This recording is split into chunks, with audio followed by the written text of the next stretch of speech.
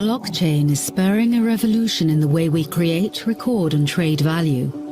Its benefits, security, transparency, efficiency, can be applied to areas as diverse as payments, capital markets, and supply chains. That's why assets of all kinds are being tokenized on blockchains, making their ownership immutable, their provenance traceable, and their use manageable. The potential is enormous, but every blockchain is complex and creates a different walled garden of connections and functionality. Today, the decentralized world of blockchain is made up of closed environments, limiting liquidity and leading to increased risk and lost opportunity. Every digital asset must be created specifically for each chain, demanding dedicated developer skills, which are hard to find, time-consuming to master, and expensive to develop. Overledger Platform from Quant establishes a new benchmark for blockchain interoperability and ease of use. As a low-code enterprise-grade platform, Overledger empowers you to deploy, connect, and develop on any blockchain quickly and simply. With Overledger, you can generate an interoperable digital asset with just a few clicks, create secure smart contracts that can execute on any blockchain without having to hire a team of experts. And you can use its advanced APIs to integrate with your systems and manage your assets on multiple chains. We believe that the blockchain economy should be simple, trusted, and future-proof. These are our principles and the genesis of Overledger Platform, the enterprise standard for building on blockchain.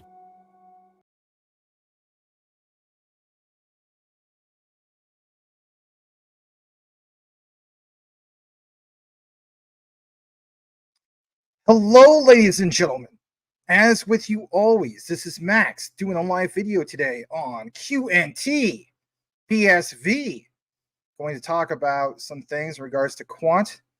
So it's not so much just connecting the dots, it's actually showing you some solid evidence, proof of how this is really, truly the backbone of Web3.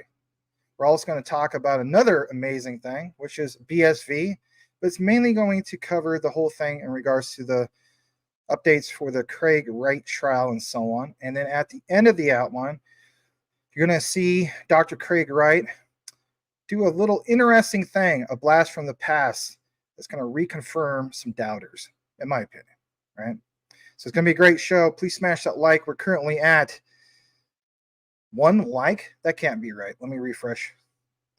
13 likes. We have 25 people watching. So please smash the like. It triggers the algorithm, gets the show out to a much broader base of people. You guys know how it works. And yeah, let's just talk about that for a bit. Let me pull up another tab real quick because I actually need to do so.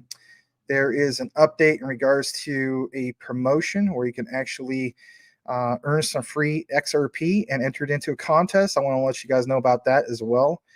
So yeah, I'm going to share that in a moment. All right, what we're going to do first is welcome you guys. Let's start off with the first comment of the day. And let's see here. It comes from Brittany. Yes, thumbs up. Glad to have you here, Brittany.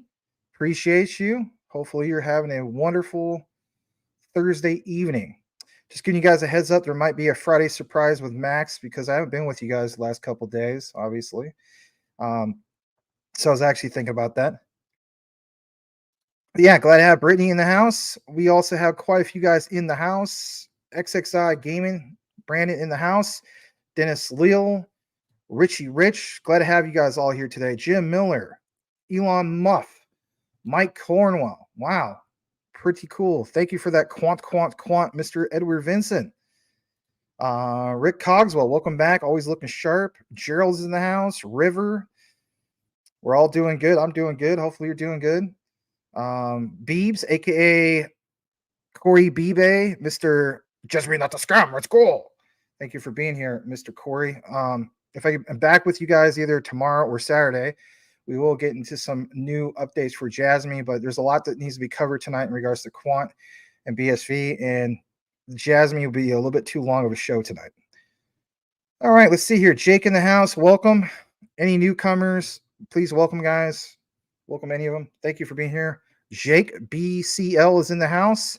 Just welcome a few more of you guys. Hey, there's Tim Shea. And I also realized a lot of you guys are watching the whole Tucker Carlson thing, so that's understandable. A little bit of a dip in attendance. It's understandable. So yeah, let's just welcome a couple more of you guys. GS is in the house. What about this one? BCL. Elon/X uses XPR. Zuck/Meta uses BSV. Has some proof for X and XPR for sure. Nice. I am aware of XPR. I've had a request to do it. I might cover it in the future. It just depends. All right, Praetorian, welcome back. Glad to have you back. And I think that's about it. So we're gonna go ahead and just simply get into the outline of what we have tonight. We're gonna start things off, obviously, with some QNT. You could call it alpha if you want. I'm not the type of guy who is going to brag about stuff. I just present information. Take it as you will. None of this is ever financial advice. So we're going to start off actually with a video. And believe it or not, let it speak for itself. This is something we talked about roughly, I want to say about a month ago. It's called Make. What exactly is Make? Well, if you go onto the Quant network site, we have covered the whole thing in regards to Make, but there was a recent, I guess you could say, somewhat of an updated video in regards to Make. Listen to what the gentleman has to say. He's definitely part of, the Quant network as well. So I'm going to go ahead and pull that up for you guys. And yeah, let's just try to share this here in a bit. It is a video that's actually on my computer. So let me just get that primed and ready. All right. Again, if you appreciate Quant, check this out. It's worth pointing out, worth taking notes, if you will. I don't know. All right, here we go.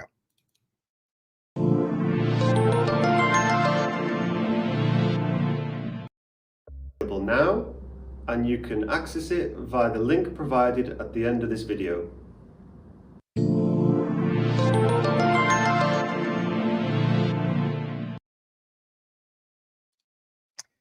So Quant, does it really connect everything to everything? And this whole thing of universal automation, talked about the whole thing in regards to that global layer one. So as much as we've done the whole thing of many deep dives in this regard, I'll show you some more examples, but this time, a little bit of the nerd techie stuff, but not to the point where it's going to bore you. Actually showing you guys some code in regards to Overledger and showing you some basic examples of how this really, really works and why it's important and why you want to pay attention to it. So I'm going to go ahead and just kind of bring up some more of this stuff. I'm not going to keep the brand thing on this side because it's going to cover up some of the material and I don't want that. So what we're going to do is just pull this up on the screen and basically speaking, I know I have an announcement in regards to the XRP thing. I'll get into that in a bit, but I want to stick to this since we're on this topic. All right, so let's pull this up. This is the research that I'm really proud of, along with Quant Papa. Yeah, let's go ahead and get into this. So just trying to get this primed. Here it is. And let's start off with this basically. We always talked about the sandbox, when it comes to Quant. So on this, Quant Papa took a really nice screenshot. Some people have requested, can you give us some API examples with this actually like a screenshot showing what it's actually doing? Okay. So as you can see here, it says sign a transaction in Sandbox with application key. You may be wondering, like, why even mention some of this stuff? Well, it's pretty important. So I'm going to try to zoom in as much as I can. I can't zoom in all the way on this particular one, but you are now seeing a great demonstration of the actual Overledger. And I thought this was very important to share this with you guys because we don't really do this that much. So I know I'm out of the frame, but the focus should be not on my mug, but on the material. Sign a transaction in Sandbox with application key, takes the payload from our preparation APIs, and signs the transaction using a private key. The below information, you will be able to see this whole thing of signing requests, payload, in order to sign a transaction before executing. This API supports signing for standard and native transactions, token interactions, and bridge asset transfers. You're going to have some examples here in regards to the user token, TSR name, key ID, payload from preparation step. Now, I'm not going to get into all these things that you see here on the bottom of the screen or the left, but I want to draw your attention over to the right side of the screen, and this will make sense here a bit, even if you're not into coding. And I'm not really a coder either. I mean, I know some basic stuff, and that's about it. But I can easily understand this, and I've reviewed the material from Quant to make it easy for you to understand yourself. So for one, the key ID brings over this particular hash, gateway fee. The amount is 0. What is the unit? Well, it's QNT. Okay, interesting. As we go further down, it also states that the amount is 0 after it's been requested. DLT fee, right? 0. Unit ETH, for instance. And for some people, like, that's weird. That's interesting. I thought we're going to get, for instance, a big, giant, huge gas fee, right? And I'd be with you for the most part. As we go further down, you will see some other things here. For instance, referencing a gas fee. And then on the very bottom, you see, for instance, hard fork London. I wonder what that could be. Well, that was me being sarcastic. But getting into the next part of this, here's this even more zoomed in. So the point is, all these people saying that there's going to be like these huge fees as far as QNT itself, as you can see at the top, that is not necessarily the case. All right. Now for retail gas fees, yes. All right.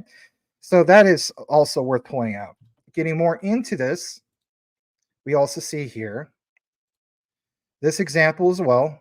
Gateway fee amount 0. Unit, is basically QNT. Going to the next page. Key characteristics of overledger bridges. This is something that we talked about for a bit. I'll come in the frame for just a brief moment. And what's really worth paying attention to, if you're the type of guy that's been following this for a while, is, like I said, the utility that's in motion. Do we actually have that? And is things already prepared for not only the bull run and so on, but really for institutions and so on? Because that's where the big money is. And my thing is this, the answer would be yes. So key characteristics of the overledger bridges. While burn and mint is a commonly used approach to bridges, it's made particularly effective and easy to deploy through Overledger's pioneering and proven interoperability tech and underlying chain agnostic smart contracts. We're going to talk more about some of these chain agnostic smart contracts towards the end of the outline, but the key characteristics for you are these specific overledger bridges, which are the following. So number one, they do work with different DLTs and networks. If Quant's going to boast about the whole thing of, working with 100 plus blockchains to be fully interoperable and so on, well, that has to be a thing. Number two, being able to interact with the Overledger's APIs to provide a standardized gateway and messaging interface. How do we already know that? ISO TC307, the Quant network standard, is a huge deal, and especially when it comes to those working groups. Number three, this whole thing of atomic asset transfer, which avoids double spending. You've seen these examples even with Hedera, where, you don't want things to be counted twice, especially when it comes to votes, by the way. And also, you don't want anybody to pay double on anything. Otherwise, what would be the point of using that particular tool or that platform? Number four, they are auditable, allowing third parties to verify when, where, and by whom the asset transfer was initiated, as well as providing real-time confirmation of the asset transfer phase. Now, even when Tokenizer was on the show, we did some examples for you guys in regards to SATP and the whole thing of the bridging of that. So you have this basic breakdown of the standard Overledger bridge protocol. And of course, how it starts off with the client application, goes down to, for instance, the SATP bridge. But again, when it comes to Quant, gateways definitely stand out. When we talk about Quant being the API gateway to everything, it literally is. But once you see more examples of that with the actual Overledger platform with visuals, it just makes you feel like, wow, this is a real thing. And I'm going to get into some of that here in a bit. So those gateways break down to some of the token smart contracts. And that's one key thing I want to point out with you before we get into the rest of the material. When we get into this part, you're going to see even Bitcoin, for instance, right? Like, the tech that's involved, the networks, okay? Here's on the left side, you got all these requests, the parameters, right? I'm not gonna bore you with all that because it's kind of nerdy. But on the right side, you see, for instance, location, technology, network, testnet. So technology would be Bitcoin. And you can see how that all works. Even on the bottom right, as far as the actual response to the UTXO transaction search, you have, for instance, the amount. The amount on the gateway fee would be 0. And that is so crucial. I don't know if you guys can see that on the screen. Let me zoom out for a second.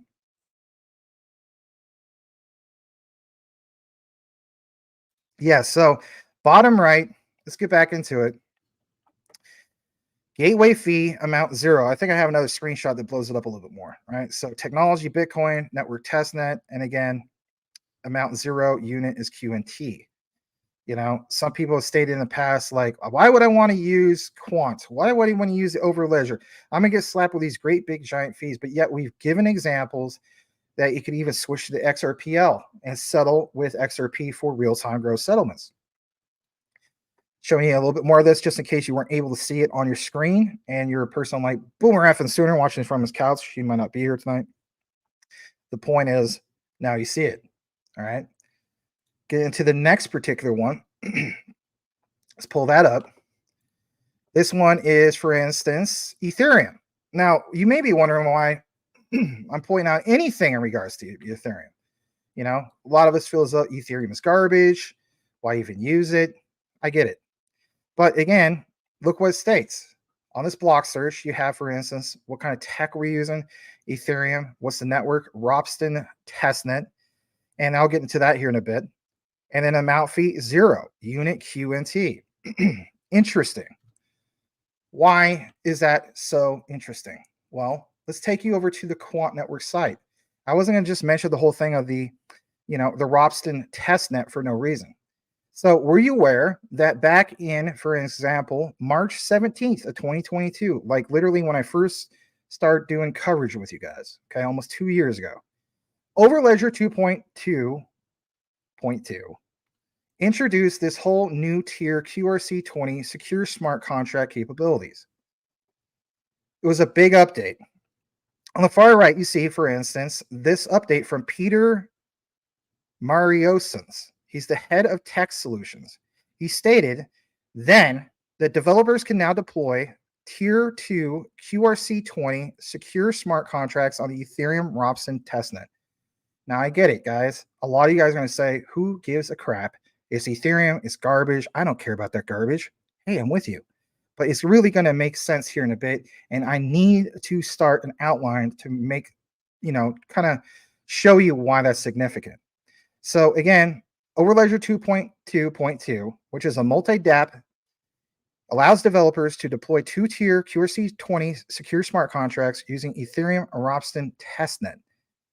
Building on the capabilities of Quant's Tier 1 QRC smart contracts, these tokens from QRC20 function like Ethereum's standard counterpart, which are ERC20, with the same definitions and structures, of course, as smart contracts.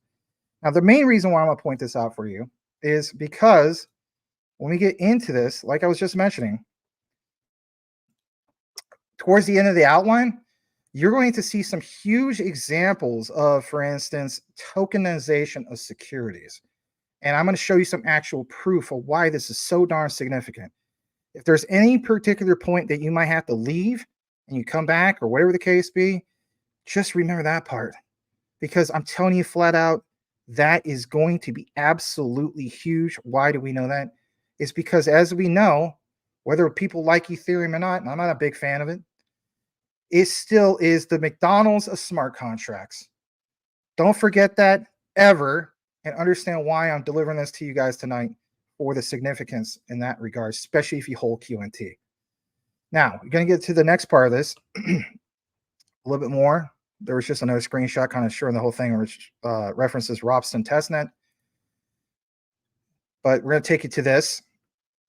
And this one is bonkers. Some people just can't believe it. So we gave you, for example, the Ethereum example. Well, what about Chainlink, for instance? Doesn't that sound whack? Well, how about this? We showed you the unit for Ethereum. This is the unit for Chainlink. Okay? And going further into it, you will also see this whole thing with QNT. Into the next part of what we have, I'm going to pull this up as well. So you have this whole thing that references to prepare a QRC token credit transaction for signing. And if anything, I'll take the branding off on it and zoom in a little more. A lot of people have mentioned this, and I know this is super tech a little, kind of tonight, but people wanted to see examples of how QNT's utility would actually be used on any of this. If we're going to talk about QNT connects to everything, how can we consistently, it's kind of like, reference like the back end of anything. And if it's not really connected, then how does it really work? Well, this is example how it works. To prepare a QRC20 token credit transaction for signing. Think about that, guys. Like even when we go to purchase something, something big, small, whatever, that involves a contract and the signing of that contract. Whoever signs for that contract is the person that basically is going to complete the contract, right? Like it's no brainer. So this states that this transforms a transaction request ready to be signed and returns a request ID for executing. The supported transaction type is create credit, which will allow you to make a payment to another specified account. Ooh, another specified account? I wonder what that could be. Well, it could be anything, because we know that Overledger connects literally to almost just about anything. And this is why I'm saying that, or especially the guy from Make, that Overledger, for instance, is a universal automation platform. I mean, think about that for a second. So you have all these requests, unique reference to the ledger on a particular ledger network. And then you have all this code, but it's there. It's not a nothing burger. On the far right, you even have Overledger referenced here. So in this case, like an Ethereum smart contract, obviously referencing Ropsten testnet. What's it say? To create credit, urgency. Well, it's just normal urgency. Then it's got a response, and then does it kick it back with? The OVL, as in, for instance, Overledger's ledger. I know it sounds kind of crazy, right? The OVN itself, but on a ledger transaction message. Then even on the final request, and I just zoomed in more for you, you see Overledger. So yes, the answer is yes, that it does sign off on all of this once it's done. We never had examples of this before. And I really appreciate the research from, Quant Papa. I'm sure Tokenizer does this type of research too. So getting into this a little bit more, just in case some people want a little bit more technical side of this, amount is 0, unit is QNT. This other request, unit ETH, again, the chain Ropsten, going further down, references some things when it comes to gas fees. Hard fork London, kind of funny how that's mentioned. Let me get out of this for a second. Here's another example. QRC 721 token response. This is in regards to like NFTs. And you may be wondering, why am I showing you this? I'm going to get to that. Token name, QNT, NFT, current supply, gives you the values. Again, references the network.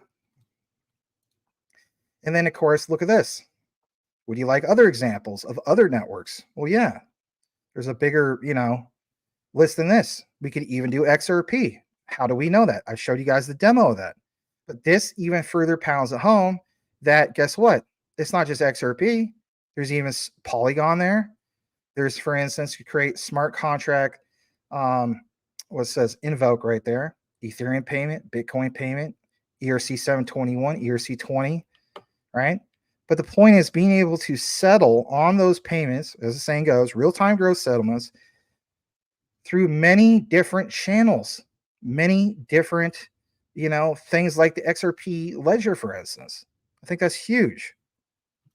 All right, so what I'm going to do now is I'm going to jump into this, and I'm going to give you yet another example, this time with the actual video to pound it home on why this is significant. So let's go ahead and share this. This time it's in regards to Hyperledger. There was a big update in March of 2022 in regards to Overledger 2.0. So this is a particular video. Quant Papa is fast forward to it. This is this is Hyperledger in depth. It says an hour with Oracle, enabling tokenization options on Hyperledger Fabric. I've mentioned this before. I've had people even tell me Hyperledger never mentions Quant, but yet it even says it on the site. Okay, do you want some more proof about that? Here's some more proof about that. Check this out for yourself. Be a believer by seeing it firsthand and hear it. Listen to this. Here we go. They provide that secret, right, in order to unlock the escrow. At that point, they have in the account on Ethereum some amount of coins. The airline manager can retrieve that secret, and then using that, they can claim the tokens on OBP network. And so you're going to see this exchange. This is a very classic hash time lock mechanism that's used for a lot of atomic swaps and can be used with other kind of networks. And what you're going to see is a Quant network overledger gateway being used. It provides. What were those DMs I got a while back? Oh, it doesn't use it. Yeah, it uses it. You literally heard the head honcho or one of the main guys from Hyperledger literally saying it. And before we play more about this, look at this for a second, and I'll come out of the frame. So you see here, this whole illustration, the Overledger network, for instance, gateway, write service, read service, search service, subscription service. Again, all the examples I just showed you, making sure I'm not muted. That would be horrible. Yeah, all the examples I just showed you with Quant Papa. And then this just reconfirms all this stuff. And even with Oracle, I've had people message me saying, I haven't seen anything confirmed from Oracle. I've only seen it confirmed from Quant. Give me a break. At this point, give me a real break. And how huge is Oracle? My God. So I mean, even if Quant reaches like 1% of what Oracle does, you don't think this thing's going to have a lot of value? I'm telling you flat out, when we talk about the bull run, if you're not into Quant, I don't know what you're doing. And that's just, my humble opinion. I don't mean no disrespect. I know it sounds disrespectful, but that's just a reality. Why is that? Again, look into Quant. You have 14.88 million tokens. That's scarce. It has a way less supply than, for instance, Bitcoin. And I love BSV as well, but I want to be diversified. So look more into Quant. And like it says, Overledger solution from Quant Networks available for OBP and deployed in Oracle Cloud. Deployed in Oracle Cloud. And we have middleware. What would be the middleware, guys? The middleware is basically your Overledger. And oh, by the way, look what it says. Enables interoperability across what? OBP, even freaking R3 quarter like we talked about, Quorum, Ethereum, Ripple's XRP, Bitcoin, Stellar, IOTA, EOS, boil it, mash it, stick it in a freaking stew. Some people message me about this stuff. I want to see more proof. Well, you know what? Let's play a little bit more about this. I'm done ranting about it. Look at it for yourself. I think this is amazing. Here we go. Provides a front end to be able to interact with multiple types of blockchain, different ledgers, right? So they support a great number of them, not just Ethereum, but Corda and Quorum and Ripple and Stellar and so on. And they can support a number of different orchestration scenarios. We're going to do this cross-DLT asset ownership swap that you'll go to see in a demo. But you can also do things like dual logging, where you're confirming, for example, a transaction Oracle blockchain on a public network by putting a hash. Maybe more complex orchestrations where you have some kind of a business process with purchase order invoice matching that's being done in Oracle blockchain, and then there is maybe a payment or settlement on another network, right? So there's all of the different orchestrations that are possible through the REST APIs that they provide. All right. So with that, let me turn it over to Gaurav, who is going to take us through the demo. Thanks, Mark. Let me share my screen. Yeah, please let me know once you're able to see my screen. All right, hold on a second. I want to show you guys something real quick. So again, you saw Luke Riley. Remember that from earlier, right, in the videos and so on. So again, this is going to pound it home even more. All right, let's get back to this. Okay. Yeah, so what Mark mentioned about the demo, so I'll take care of the first part of the demo where we will quickly implement the entire loyalty token implementation through the blockchain app builder. And then Luke will take us through the exchange of the tokens with the Ethereum ERC20. So before we jump into the blockchain app builder, I'd like to quickly touch upon on how the network is structured for the loyalty program. So for this, we have two organizations which are forming the entire network, blockchain network. The first is the Utopian Airlines organization, which has, so we are using the Oracle blockchain platform for creating this entire network. Over here under the Utopian Airlines organization, Utopian organization is onboarding 3 different users. The loyalty program admin, who would be having the admin privilege to initialize the token, create accounts, and assign the minter role to a specific user. Then we have the airline manager, who would be issuing or minting the token and rewarding the token to the flight traveler, and the flight traveler user, who would be redeeming the token with the car rental corporation. This is the first organization that we have, and the second organization is a car rental corporation, where we have the car rental manager who would be burning the tokens from the airline company to get the cash out from the airlines. So let me quickly jump into the blockchain app builder. So as Mark mentioned, blockchain app builder comes up with 2 different flavors. So we are going to use Oracle blockchain app builder VS Code extension. This is where you will land up. Working with the blockchain app builder is very easy. So it's just a 4-step process. And the first step is to define the specification file. So for the loyalty program, we have defined the specification file over here.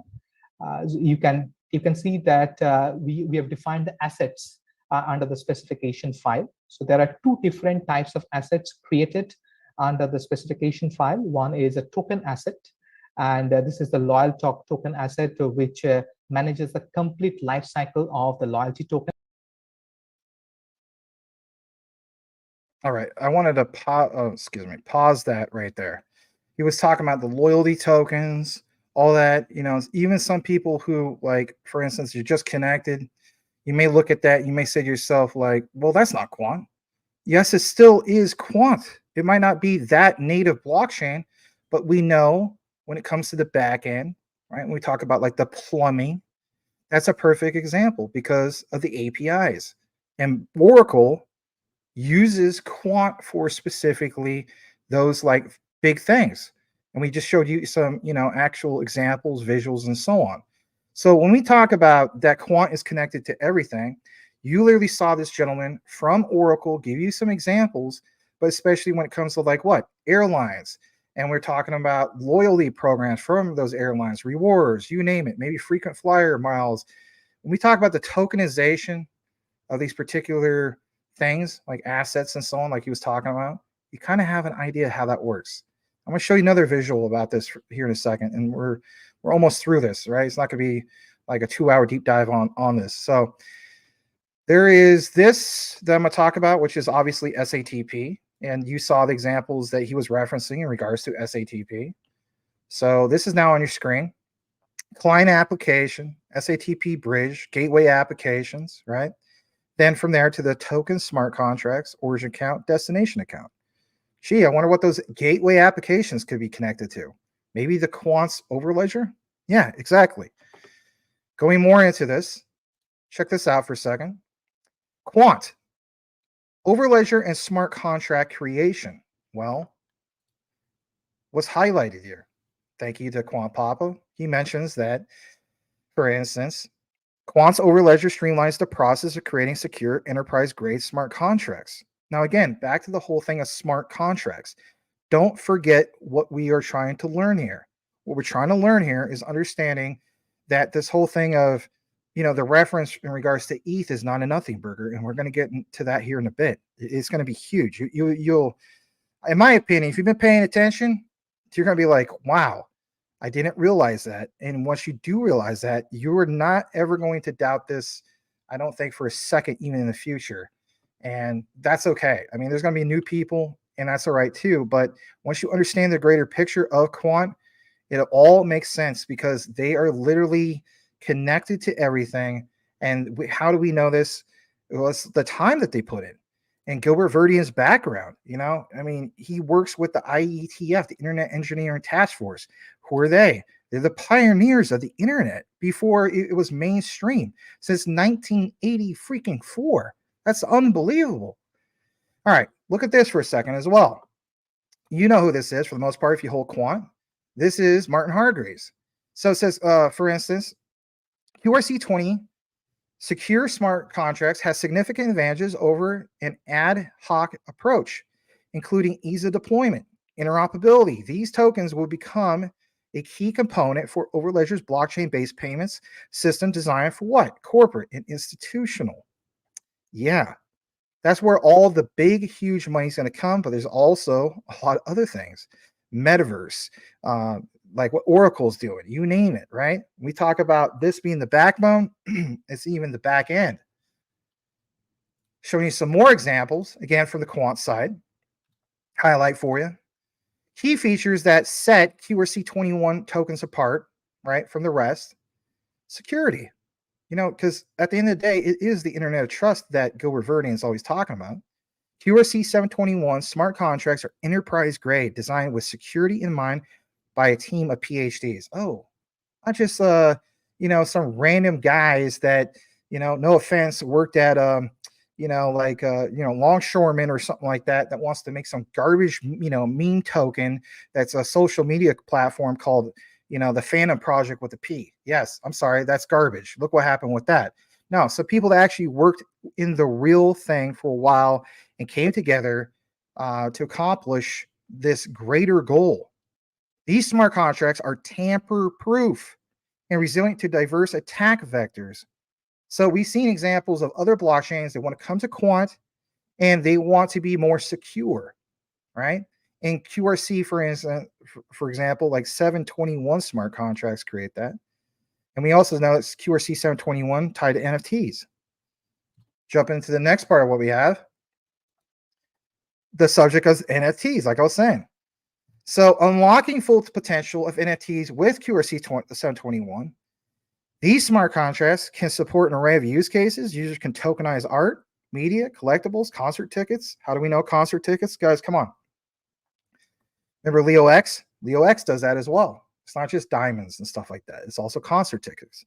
They make digital twins of real world products. Again, this is why I point out the whole thing with JASMY for future, that future working groups with ISO TC 307. How do we know that? Quant has working groups and standards for Japan. So for people who want to come at me and say, no, Max, that's a nothing burger. It's not a nothing burger. Because if we want to scale to where JASMY wants to go in the future, and I know this is not JASMY segment tonight, but that's the pathway forward. And I've been very clear on that. So look at this, for example. There are also powerful use cases in financial services. And here's the part I mentioned before to pay attention. I'll come back into the frame about this part. Why did I mention all this to begin with? Because this is so crucial for you to understand. Because, like it says, financial services to tokenize securities, bonds, exchange-traded funds, ET freaking Fs. So, if you're just tuning in or you haven't been following any of this, because you're talking about Carolina pogo sticks or whatever the case be, it's okay. I appreciate any of you guys being here and just listening, whether it's at the beginning, the whole thing, you name it.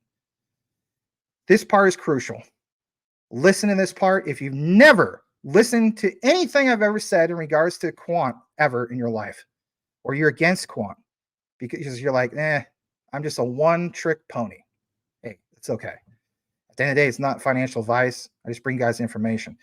But this part, remember Larry Fink talked about for BlackRock about tokenizing securities. So what happens when we get to the part, which could very well happen soon, because you know how the SEC is. So the SEC says, you know what?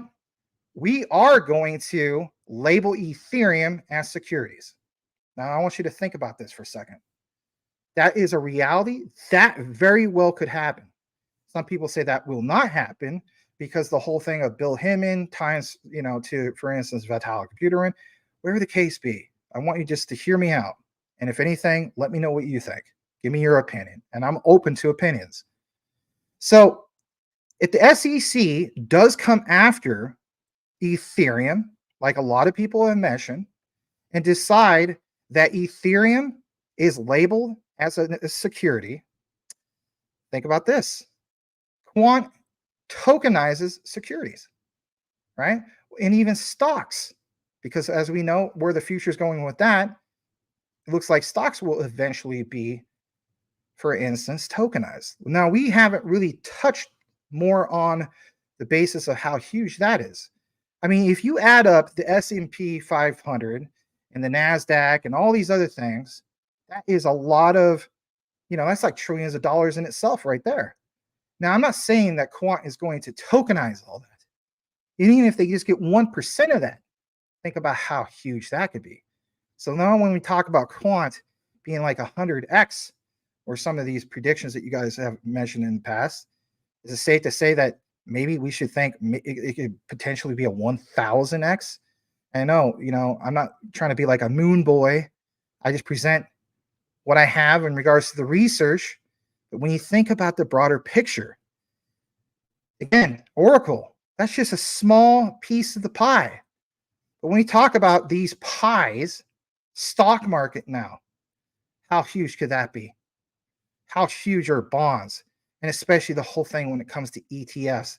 We've had a nothing burger when it comes to ETFs so far. It was a big case of buy the rumor, sell the news. But it might not matter. And why could it might not matter? Because what Quant has already put into place, that is absolutely massive. And that's why Quant will consistently be just like, for instance, with XRP, and sometimes maybe one kind of goes above the other, as far as my opinion goes, for my number ones, right? And BSV is right up there as well. Don't get me wrong. So I think that's absolutely huge. And guess what? This part is not highlighting. That's okay. Quant also envisions the use of supply chain management and asset authentication, for example, to ensure that raw materials are sustainably produced. In addition, QRC 721 tokens could enable even retailers to authenticate, track luxury goods, to circumvent counterfeiters, or help artists own and better manage intellectual property of their creations. Think about this for a second. Solana has introduced that in their own smart contracts. What's one problem that we know when it comes to Solana? Their network goes down quite frequently, right? What happens if Solana goes down? What happens with Ethereum goes down? That's not good. What about Quant? Well, the beautiful thing about Quant is that if Ethereum goes down, it could just switch to XRP Ledger, for instance. It could switch to, for instance, Stellar. It could switch into pretty much whatever.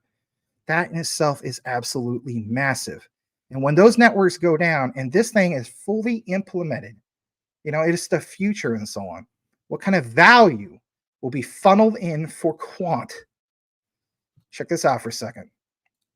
I'm going to show you guys some visuals here in a second. Let's introduce this guy before we start wrapping things up. This is Enzo Villani. Who is he? He's part of Alpha Sigma Capital. He's the founder and CEO. He's a serial entrepreneur, no, not serial killer, with 20-year expertise as chief strategist to Fortune 500 companies. As the saying goes, he knows a thing or two because he's seen a thing or two, right? Private equity firms, venture capital. Enzo was co-founder of NASDAQ. Again, back to my reference of NASDAQ. Corporate Solutions, co-founder and chief strategy officer of 2 strategic M&A consolidations in the areas of investor relations, proxy solicitation, corporate governance, and financial technology. He was also key in consolidating over 10 service companies across 4 continents, representing 5,000 public companies, raising in excess of $500 million. In the blockchain industry, Enzo was chief strategy officer of Transform Group. Now, what I want to point out to you is what he's going to say here, because I gave you those examples of you know, like where we could be going here soon in regards to what, guys? The tokenization of stocks, securities, and so on. So is this guy going to mention Quant? The answer is yes. Pay attention to this. Let's go ahead and play this. Here we go. This was only 3 years ago when he mentioned this. And I'll give you something a little bit more recent. So let's go ahead and play this. Thank you so much for being here. If you appreciate the content, you know, some people call this alpha. Hey, thank you. I'm not looking for that type of compliment, but I thank you. Smash the like, share the show, help us grow as a community. We are a community. So let's go ahead and play this. One of the companies we invested into called Quant Network is run by the person who is the head of cybersecurity for the Bank of England. The customers who he has CNET is 1,500 European banks and payment processors.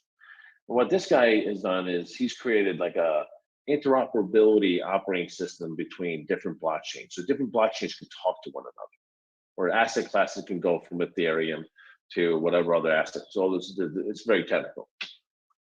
I look at him like a Cisco router. When I'm like an internet guy, right? So I look at him and I say, you remind me of Cisco. You're like your router. And he is in now with MIT and Microsoft, and they're building some other, like they're working for like the Federal Reserve Bank. Banks, the Boston one, the one in New York. I mean, it's so that's the technology is being used to do this. So for you, it may not be, you either might be exposed to it, but even if you're in a normal daily trading environment, if you're doing, you know, algos and quant trading, the equities might be sitting on digital asset platforms. So you may want to learn a little bit about blockchain, how it works, smart. Might be sitting on digital asset platforms. And from the beginning, literally mentions Quant, literally mentions Gilbert Verdian, literally mentions MIT. All these things that we talked about in the past, and some people mentioned, oh, that's just speculative. Yeah, it's just speculative. You know, there's nothing there. Yeah, there's definitely something there. There's definitely something there. All right, here's another one. This is a fireside chat. This was a little bit more recent. So this is February 3rd, 2022. And this one is slightly under 2 minutes. This is also Enzo, Villani. Let's go ahead and share this as well. Let's play it. You go with the people who are like, you know, a true expert. Like the guy that runs Quant worked for the bank, worked for the UK and ran the healthcare payment rail system for 10 years, which is a huge, huge system. So of course he would be good at running CBDC, banking, interbanking. For someone who's younger, I would say anything that, I mean, it's hard to say like when you're just coming out of college because you don't have a lot of expertise in a certain area. But I would say that you can find people potentially, like if you have a great idea for, let's say, I don't know, a healthcare blockchain project. If you don't have the experience, you do what this person Dante did, was he found Ken Cron, who's the gaming legend, right? So you would have, so if you can convince a couple of key strategic angels or advisors that have healthcare experience in relation to what you're trying to do, that is a winner. That's definitely one of the it factors. Got it. That makes perfect sense. Okay, so even on that example, he was talking about healthcare. Who's Gilbert Verdian married to? Laura Verdian. She's a big, huge proponent of healthcare, and she has those connections. Healthcare industry in itself is going to be massive, you know, and we even see, you know, shout to, you know, Ripple and XRP, what they got going on in regards to healthcare. I mean, shoot, shout out to even JASMY. JASMY and Ripple both share one common partnership, and that's the CARE project. So lots of examples, and I thought this is definitely worth pointing out. So in conclusion, what I want to bring to you guys, just to summarize some of these things up, it is very well possible that we will see particular blockchains be and those smart contracts associated with it, right? Like Ethereum, labeled as securities. And last I checked, I think it's 25 to 31% of the overall crypto market, whether you like it or not, are Ethereum smart contracts, right? Some of those ERC20s that, a lot of us don't like. But the key thing is, even if ish goes south, right? Then you have, and you can imagine watching Gilbert Verdin like kind of save the day like he's Superman or something like that in a cape. You have Quant saving the day in regards to that, because we can have the platform tokenize securities or tokenize stocks, right? Which a lot of times, as we know, stocks are securities. So there's so many connections when you look at the bigger, broader side of things. I think just a lot of people just don't, realize it. It's just like, that's why I want to show you those examples. It's not just, hey, here's Max on a live camera talking about connecting dots and stuff like that. That's why I want to show you at the beginning for a change, because I have gotten requests. Can we see more of the over ledger? Boom, there you go. Know what you have, know why you hold it. The research trumps FUD 110%. But Quant, even though it's not like in the $80 range, I'm still going to continue to DCA this. I don't know how long I'm going to continue to DCA it, but I still look at it as a great opportunity, even at the $103 range, because of the fact of the matter of what it's connected to, and because especially the supply, 14.88 million tokens. It's almost at 100% supply, I think, right? Getting close to that, not exactly at 100%, but it's really, starting to get to that point. Big things are continuously happening in Quant. So we're always going to cover Quant, and that's going to conclude the Quant coverage of the night. Let's read some comments from you guys. The next bit of coverage that we have for you guys tonight is BSV. I know a lot of you guys are really looking forward to that, so we're definitely getting into that. If there is a show tomorrow, we'll talk about some JASMY and some other things. But, a lot of interesting things going on. All right, so let's get back. Praetorians, give me the dabs. Giving you guys the dabs. Thank you so much. SPL's in the house. Welcome, welcome. JC the man. Josh Cornwell is the man for tuning in, trying to learn. Thank you for being here, Mr. Josh Cornwell, aka Elon Musk Jr. Notice I didn't say the other thing. All right. Let's also welcome River. Glad to have River here. And Le Grand Commission. Le Grand Commission. Oui. Merci beaucoup. Hopefully you enjoyed the Q&T segment. Le Machali. All right. Good. Always good to see Le Grand, though. Ahmed is in the house. He says, hello. Cheers to everyone. Smash the like button. XLM. Yep. Even XLM. Maybe it might be JASMY and XLM tomorrow, to be honest, because, trying to keep up to date with XLM. Hey, are you guys glad that we don't just do like XLM like once a week or once a month? I mean, there's a lot more things that have been happening recently with XLM, right? How cool is that? I definitely need to give you guys another update in regards to SHX. I think SHX is solid, stronghold. There's other things to get into. Anyway.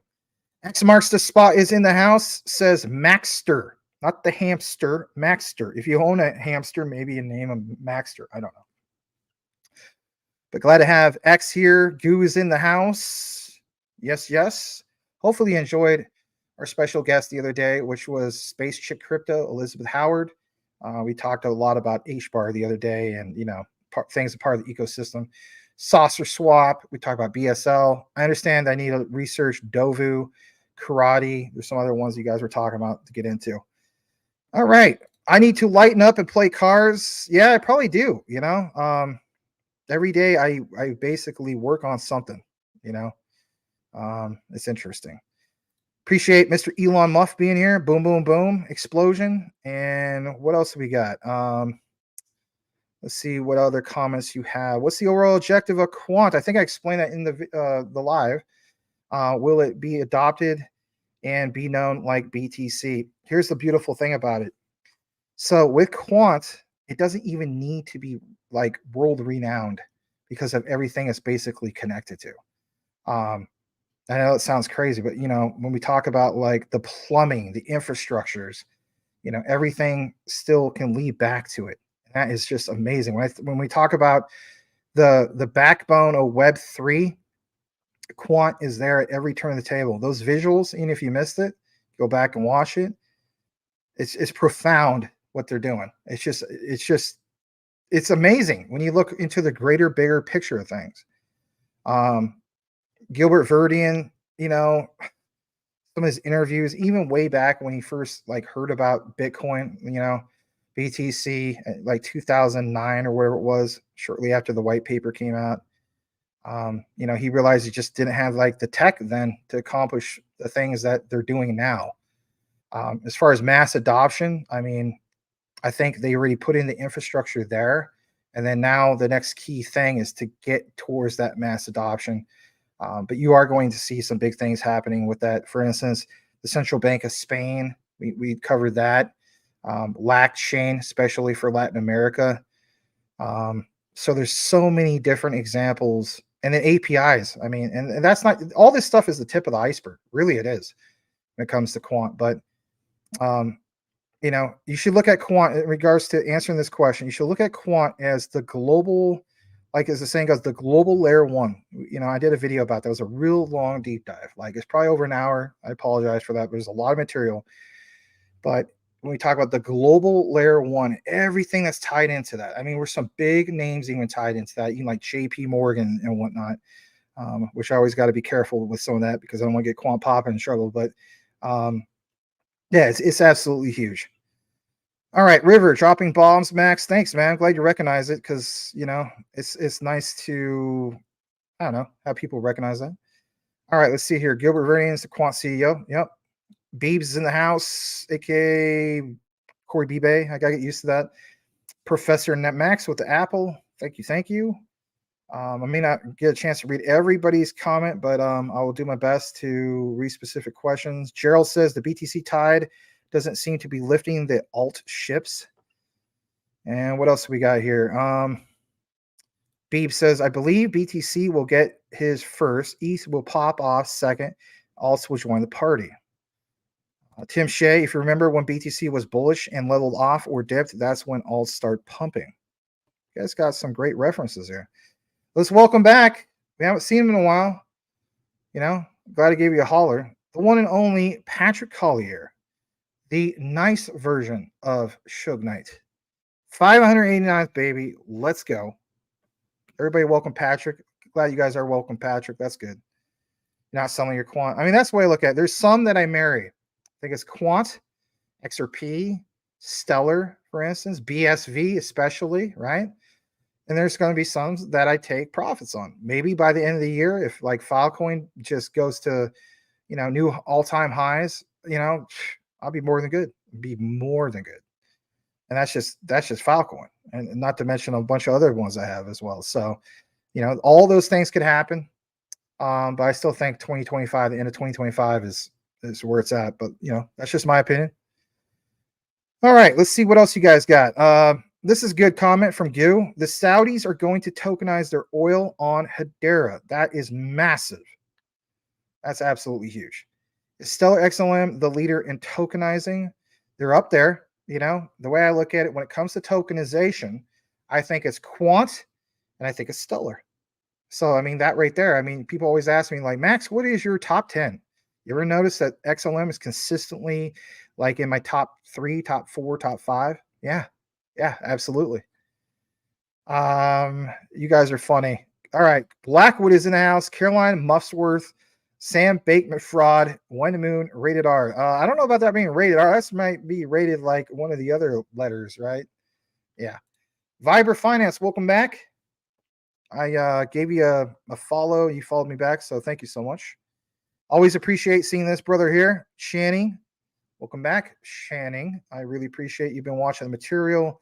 Got great comments. Always appreciate you, man. Always remember that. Welcome back. All right. Fat Juice, Mud Butt, Carolina on a pogo stick, Pink Taco Inu. My goodness. And all four of them work together within its own ecosystem for the Brian Dowie token. No, I'm kidding. Shout out to Brian Dowie. I'm sure he's in attendance somewhere. All right, let's see what else you guys got. Loving this quant coverage, says Richie Rich. Solid stuff, Max. Thank you very much. Glad you appreciate the material. And thank you, Tim Shea, as well. I really appreciate you guys. All right, Vibra Finance. I do not know. Hold on. I do not know how you don't have 1,000 views right now. You deserve it, Max. Thanks. I mean, I don't know. It's just maybe because of subscriber count or something like that. I mean, you know, it's like, you guys ever play World of Warcraft back in the day? WoW.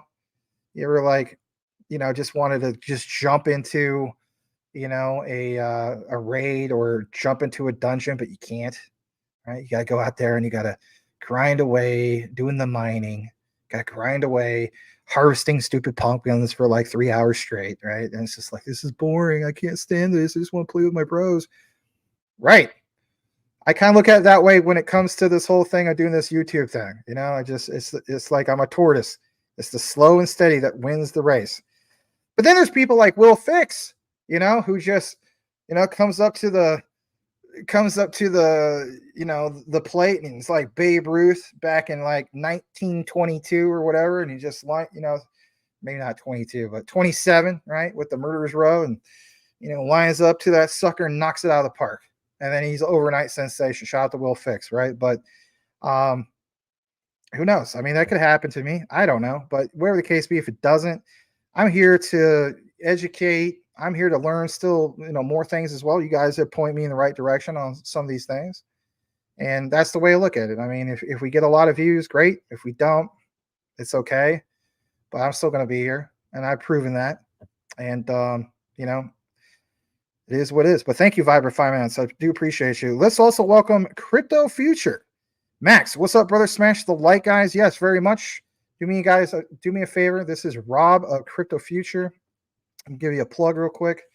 So let me show you his channel. And here he is. Let's share it on the screen. So, yeah, give our fellow brother Rob a follow, Crypto Future. He will be a guest. I did ask him if he wants to be a guest sometime, and he said yes.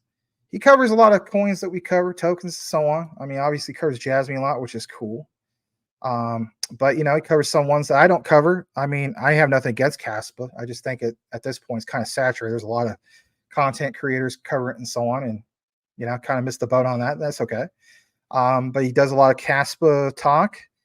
You know, and Caspa is solid. You guys done more than well with your Caspa. I mean, all the way down to like what, 1.5 cents, 2 cents, and you've seen it really do well. It covers Hedera, XRP, consistently covers JASMY, obviously, covers other things in regards to what's going on with the SEC and what they're doing. Shiba Inu,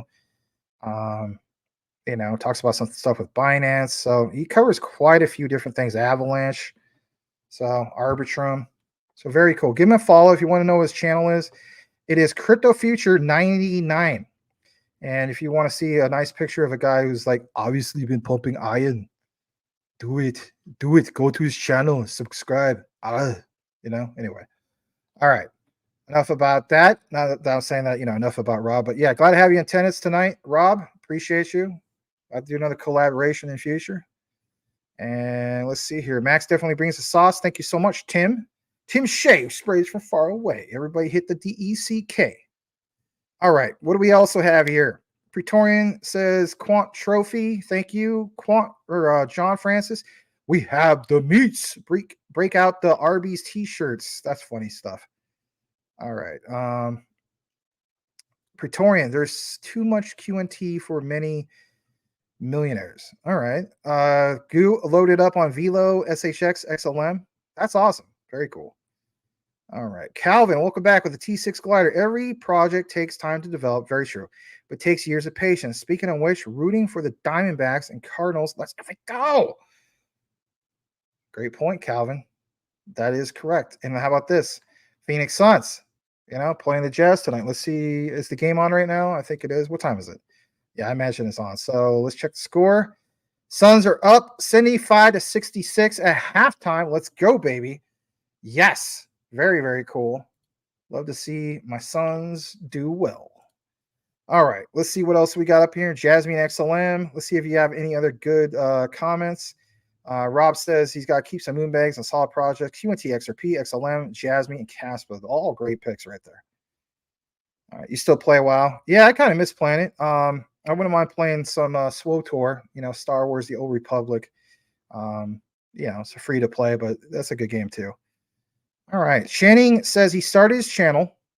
He's been adding you in the description of all his videos on QNT. Oh, man, you're too nice. You're too nice. Thank you, brother. Appreciate that, man. I'm glad to see that you were, getting back into it because you speak well. You're passionate. You have the enthusiasm. Guess what? If you kept that up for 90 days, and it's no BS, you can look more into it yourself. The YouTube algorithm will reward you. Okay.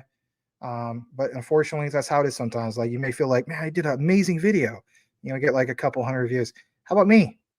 I did, I thought Elizabeth and I, Spaceship Crypto knocked it out of the park when it came to, our coverage of BSL and Saucer Swap. Have you seen the views? Not that many views.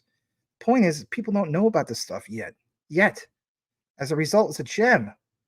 How is it a gem? The research speaks for itself. The way I look at it is like this, and I'll just leave you guys with this because I'm not trying to sound like a moon boy type thing. But we covered the whole thing in regards to Hedera, and we specifically mentioned on the outline from beginning to the very beginning, even towards the end, look at all these exchange tokens. Why are they significant? Because last bull run, look where we're at now. So towards, in my opinion, like anywhere from September, also going into the next year of 2025, exchange tokens should do some things again. But what about the ones that solve some real problems? Say what you want. Those whole things of MEV bots is a huge problem that exists, for example, on Uniswap and PancakeSwap and some of these other swaps. So if you have an answer to that problem of market manipulation, and we know that Hedera is not going to be able to, get rid of all of the problem, but for them to have these countermeasures in place as we speak, and then on top of that, not getting penalized with huge gas fees, I just look at it from the perspective of like, okay, awesome. I mean, they even have meme tokens there. They have utility-based tokens there on Saucer Swap. So think about this for a second before somebody wants to shoot me for being too much of moon boy talk. Think about this. Uniswap last time around at the height of the bull run was $48 billion in market cap. Okay? You look it up yourself. Saucer Swap, look at where the market cap is now. Right? Like only a few million. So what about the height of the next bull run? Right. Height of the next bull run, I see, for example, Hedera doing even better than Uniswap at the height of that. Like, maybe a quarter, 25% more, maybe even 50% more. So with that said, if you add that up, that is 1,000x. And that's why I'm saying that. It's these low market cap gems. Yes, we could talk about Quant all day. Huge, right? It's going to be massive. XRP, all this stuff, right? These are all 1,000x's as far as I'm concerned.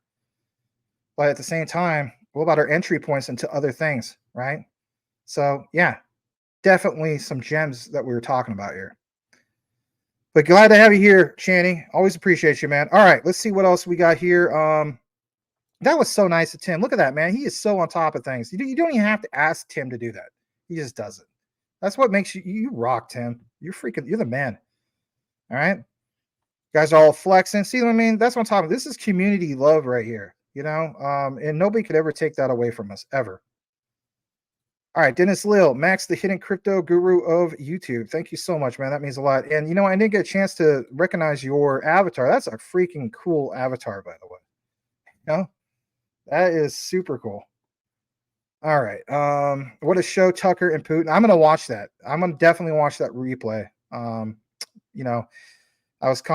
reached out to Edward Vinson with some work related stuff earlier, and I was like, hey, I need your help with something real quick. It only took like 2 or 3 minutes. And I was like, did I interrupt anything? He's like, yeah, you interrupted the freaking Vladimir Putin, Tucker Carlson thing. Like, this is the 3rd time I was interrupted. I mean, he understood. So I was like, dang, sorry, man. It's just a quick question. So yeah, I definitely want to check it out. And I'm glad that you guys are paying attention to that as well. Let's just read a couple more. Crypto Home Strip 7. Always appreciate the Q&T and JASMY deep dives. Thank you very much. Do appreciate your Crypto Homes. All right, the moment you've been waiting for, we're finally going to get into it. Let's go ahead and turn on some of the branding. And it basically is in regards to BSV, but particularly what's going on with Dr. Craig Wright, the whole Copa trial. I was talking to the one and only Michael Milton, our special guest. And he, I guess, saw some review of the whole thing, or talked to some friends that actually are over in the UK in regards to, the whole thing with the Copa trial. And it seems as though, I know it sounds crazy, that Dr. Craig Wright is literally eating the lunch of, of the Copa members and so on, and the ones that are going after him, right? He's just handing them, the whole thing on a silver platter. So interesting, if this guy is such a fake Toshi, it's like you could fool me, because at the end of the day, I mean, he's not acting like a guy who's, as the saying goes, a charlatan. He doesn't seem like a guy that's really backed into the corner. Every time they try to back him into the corner, he pushes everybody back. He seems like he's the real McCoy. All right. Well, how so? Let's go ahead and cover this tonight. Let's go ahead and share this with you guys. I'm going to clear out some tabs because I got a lot of tabs because of the whole quant coverage. So give me just a second. Closing all that research out. Just kind of helps with the memory in my computer, not my presidential Biden memory. Oh, I shouldn't say that. All right. Yeah, that's kind of divisive. All right. Sorry about that. All right. So let's go here. And man, I still got more tabs to close out. Hold on just a second. We're almost done. Just a second. All right. Yeah. Let's get ahead. Let's go ahead and get into this. Let me just send me a DM. Okay, that was Michael Middleton. All right. So let's get into this. Let's present this. And let's start off with this. This is going to be a nice little intro for you guys. So what does it say here? It says specifically, is Craig Wright really Satoshi Nakamoto? Well, a lot of you guys that are here think so. There might be a few that don't think so. That's okay. We welcome different opinions. Tomorrow, the Craig Wright versus Copa trial will begin. Again, this is kind of a few days old, right? This is a little intro. It says Alfie Wattam, who is the founder of Alpha Technology, podcast host, author, pretty decent following, says that he spoke with Bitcoin expert who is Kurt Wuckert, Jr. to get his predictions on what will happen in the future of Bitcoin. BTC versus BSV, I should say. This is a cool little thing to kind of get us into it, get us warmed up in regards to this segment of the show. So let's go ahead and play this. Smash that like. Let's see how we're doing on likes real quick, because it does help get the show out to broader base. And currently speaking, we are at what? 50 likes, 36 people watching. It is what it is. All right. Thank you, though, for everybody who did smash it. All right. Listen to this for a second, and then we'll get into the nitty gritty here in a bit. Satoshi Nakamoto is not a real person.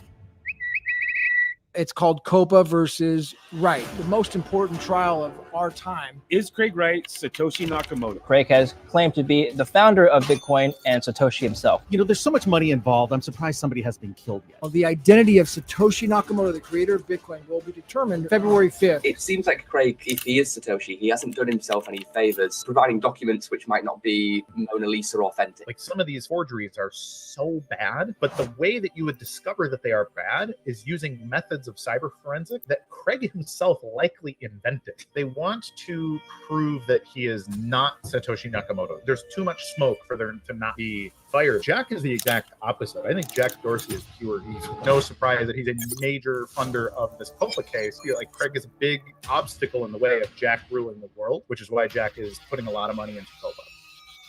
I see he's an objectively bad person. He claims to be Mr. Everyman, but he's running a shadow bank for Al-Qaeda and ISIS and global human trafficking ring. What's your prediction? What's going to happen? 5 years from now, I really hope that we are...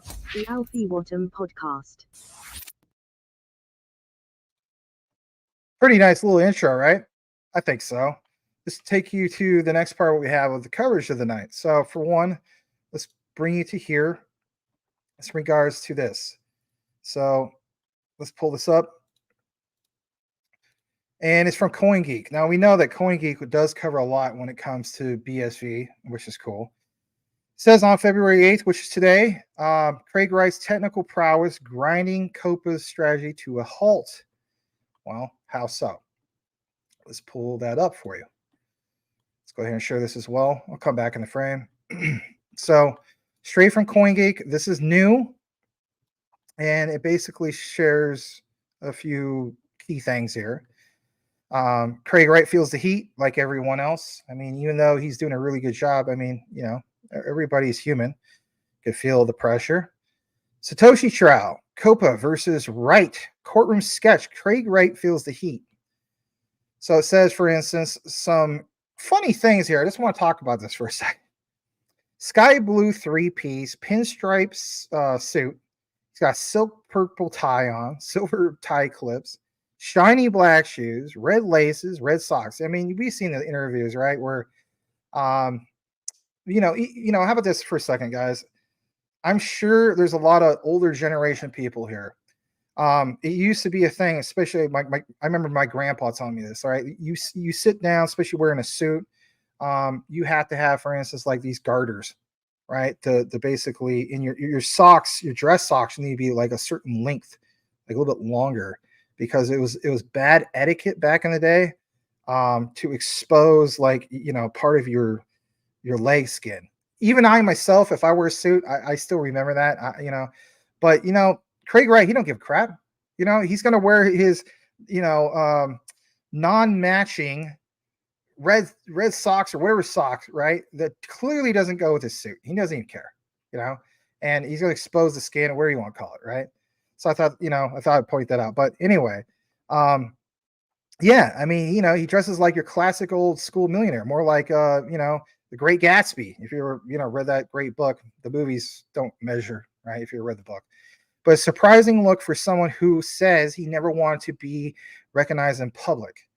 Well, are they going to come up, you know, is that all they got? That's pretty weak if that's all you got. But compared to Dr. Wright, the judge looks positively underdressed in a plain black academic gown, 2 ribbons. You're right, they're going to look traditional. But the whole thing is this, right? It says, Mr. Justice Miller looks younger than his 62 years, reminds me of the friendly neighbor you spot working on a big do-it-yourself project on a Saturday morning. Now, it doesn't show him, but it gets more into this whole thing. And it talks about some of the key things I think that all of us want to know about. So obviously we're like into day 4, you know, this is from day 3. So it's like, you know, the previous report. But in regards to yesterday and so on, the case that's billed as finally proving or disproving Dr. Wright's claim to be the inventor of Bitcoin, each day they arrived in regards to CoinGeek a little earlier until today. For the first time, they have a place in the main room.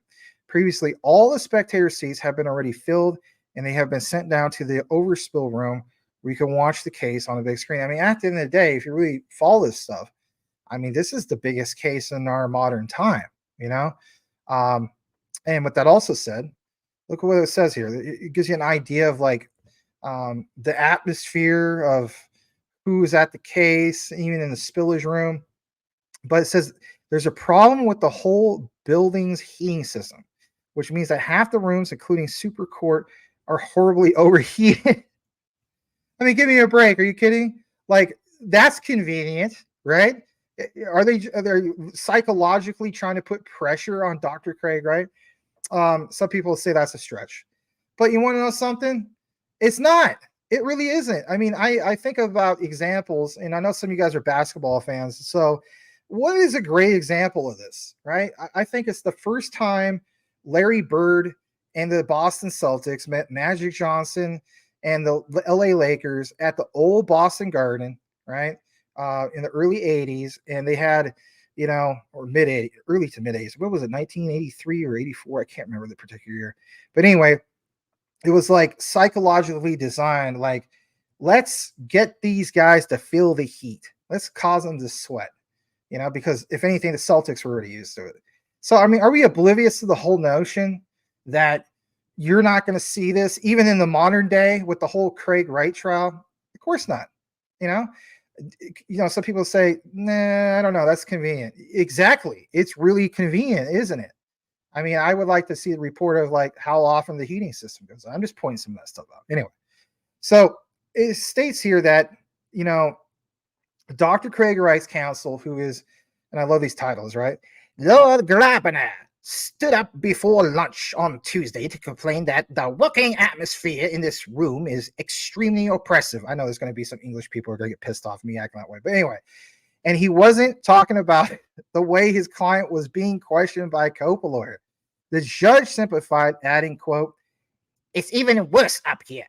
He said he was trying to get it fixed, but that wouldn't be possible until Friday, this coming Friday, at the earliest. It was the only sign of a detention inefficiency that he's come across today, as in, I guess you could say yesterday. The judge opened proceedings with the glad tidings that tomorrow that they can move to a different court, which will still be hot, but will be for 4 degrees cooler. Ooh, whoop-de-doo, 4 degrees cooler. Like, we're really going to make that big of a difference. So this guy has an engineering background. I won't do any more impersonations for now, but look at this for a second. Right? Dr. Craig Wright, in a black suit, one of his fellow spectators turned to his friend and said, quote, "I wonder when he's going to run out of suits." Is he going to have enough for the whole trial? Yeah, he's going to have enough for the freaking whole trial. Are you kidding me? I mean, think about how much Bitcoin he has. Think how much, you know, even with the forks, how much he has, right? Come on. Now the morning is over and he's in a cafe across the road surrounded by lawyers. The conversation drifts, right? You kind of, you know, you can hear it passing through. You're enjoying your latte or regular coffee, what the heck you're drinking. And gets to the next table, and then you hear, well, that's the most omitted section of the CPR. And he heartily, you know, laughed, and it says, "You need years of training to find that funny." But the key thing is everybody's talking about this, right? Even at like the coffee shops and stuff like that. You may not think it's a mainstream thing. I mean, you guys feel as though it is, and I think it is too. But I think it definitely even stands out even that much more when it comes to the UK, right? So there's more of this questioning, and then it gets into some of the nitty gritty, if you will. So the morning saw Jonathan Hugh Casey questioning Dr. Wright on behalf of the Copa, the alliance of companies who are his opponents. Says this is the only this is the only second of 6 days, where he'll be on the stand. A pattern soon emerged, which goes something like this. Question. This is one of your reliance documents, Dr. Wright. And then he takes the documents, he puts it forward to his claim of being like Satoshi Nakamoto, right? Like, you know, you claim you're this. Here's the documents. Immediately, Dr. Wright says yes. Like, you know, doesn't hesitate, just says yes. Question. Our forensic expert says its metadata shows it was written later than you are claiming. It's been manipulated and backdated, hasn't it? Now, I will show you a reference later on in this outline tonight from Craig Wright himself from a few years ago, but that is going to pound home this question. Answer, no. Your expert, listen to this, I just love how he just like, he doesn't flinch. No, your expert hasn't been trained on the right software and corporate systems. If he'd only done some experiments, he'd see what would happen or what happens when a document like that is run with software X, Y, or Z. And/or I have only presented these documents for their contents to show my thinking before the creation of Bitcoin. My staff have been using them for years, and they have been sent to the lawyers from the company computer network or individual staff laptops. So of course their metadata shows that. All right, let's hear the other response. All right, here's the question. Can I put it to you that is just, quote, a tissue of lies? It, you know, like, but I can't read that. It beggars belief. This is another fairy tale story, isn't it, Dr. Wright? And of course, he responds blatantly like, no, nothing to add on more to it, just no. So it says, when he gets to the end of the section like that, Mr. Hugh, or I'm probably not pronouncing that right, appears almost washed away by Dr. Wright's fluent stream of incomprehensible technicalities. His professional skill is in resisting the temptation to get in an argument about them.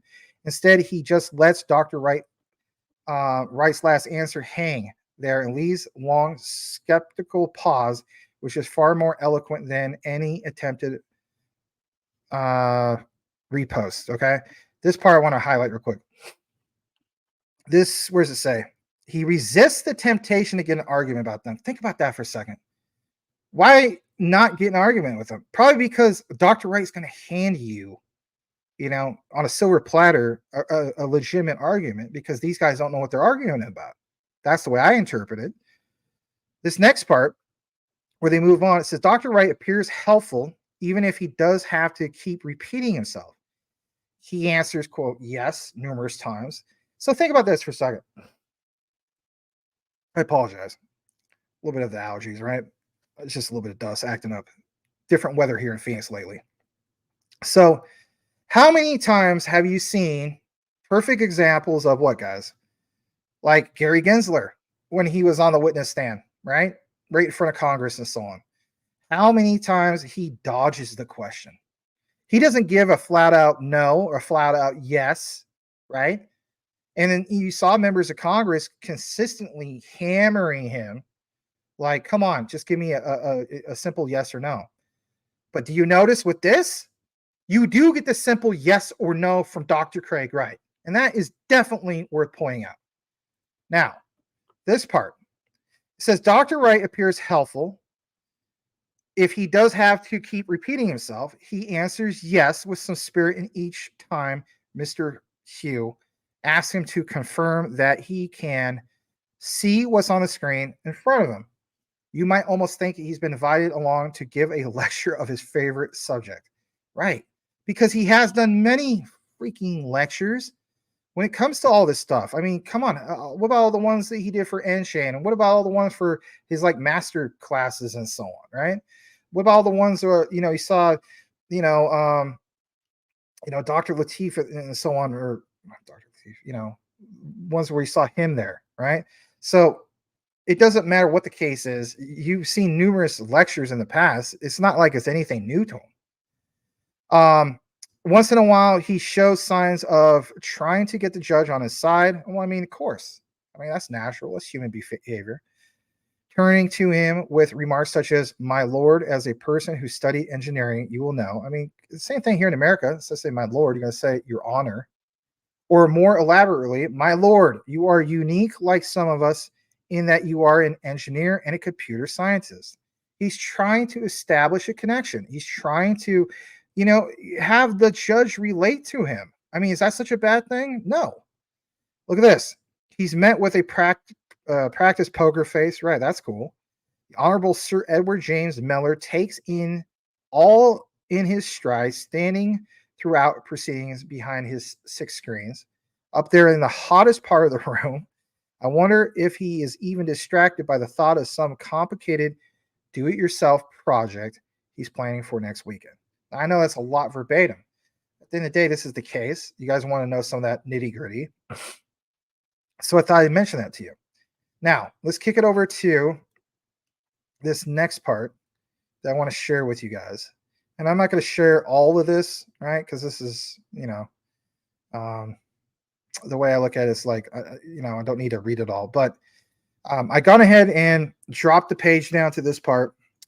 And it talks about, for instance, like a little bit more of Dr. Rice's response in regards to Copa hammering him. So it says, for instance, the simple revelation is that the enterprise version of the Grammarly software, which was not referenced by any expert in the case, automatically leaves these timestamps whenever the document is open, which naturally happens repeatedly in the course of discovery and trial prep. On a Wednesday, yesterday, Dr. Wright and the court were shown a pre-Bitcoin network analysis and modeling paper containing connections to Bitcoin theory. Copa says this document is manipulated because the metadata shows its last editing duration. It sees its last saved date. Now, for a lot of BTC maxis, they're going to feel like this is the smoking gun in the case. But wait, look at this. Dr. Wright gave the same explanation he had given multiple times earlier in the week. He works in a Citrix virtual environment, and inconsistencies like that are a natural consequence of working in that way. He explains that these virtual environments allow multiple users to work simultaneously on the same system, much like Google Docs does today.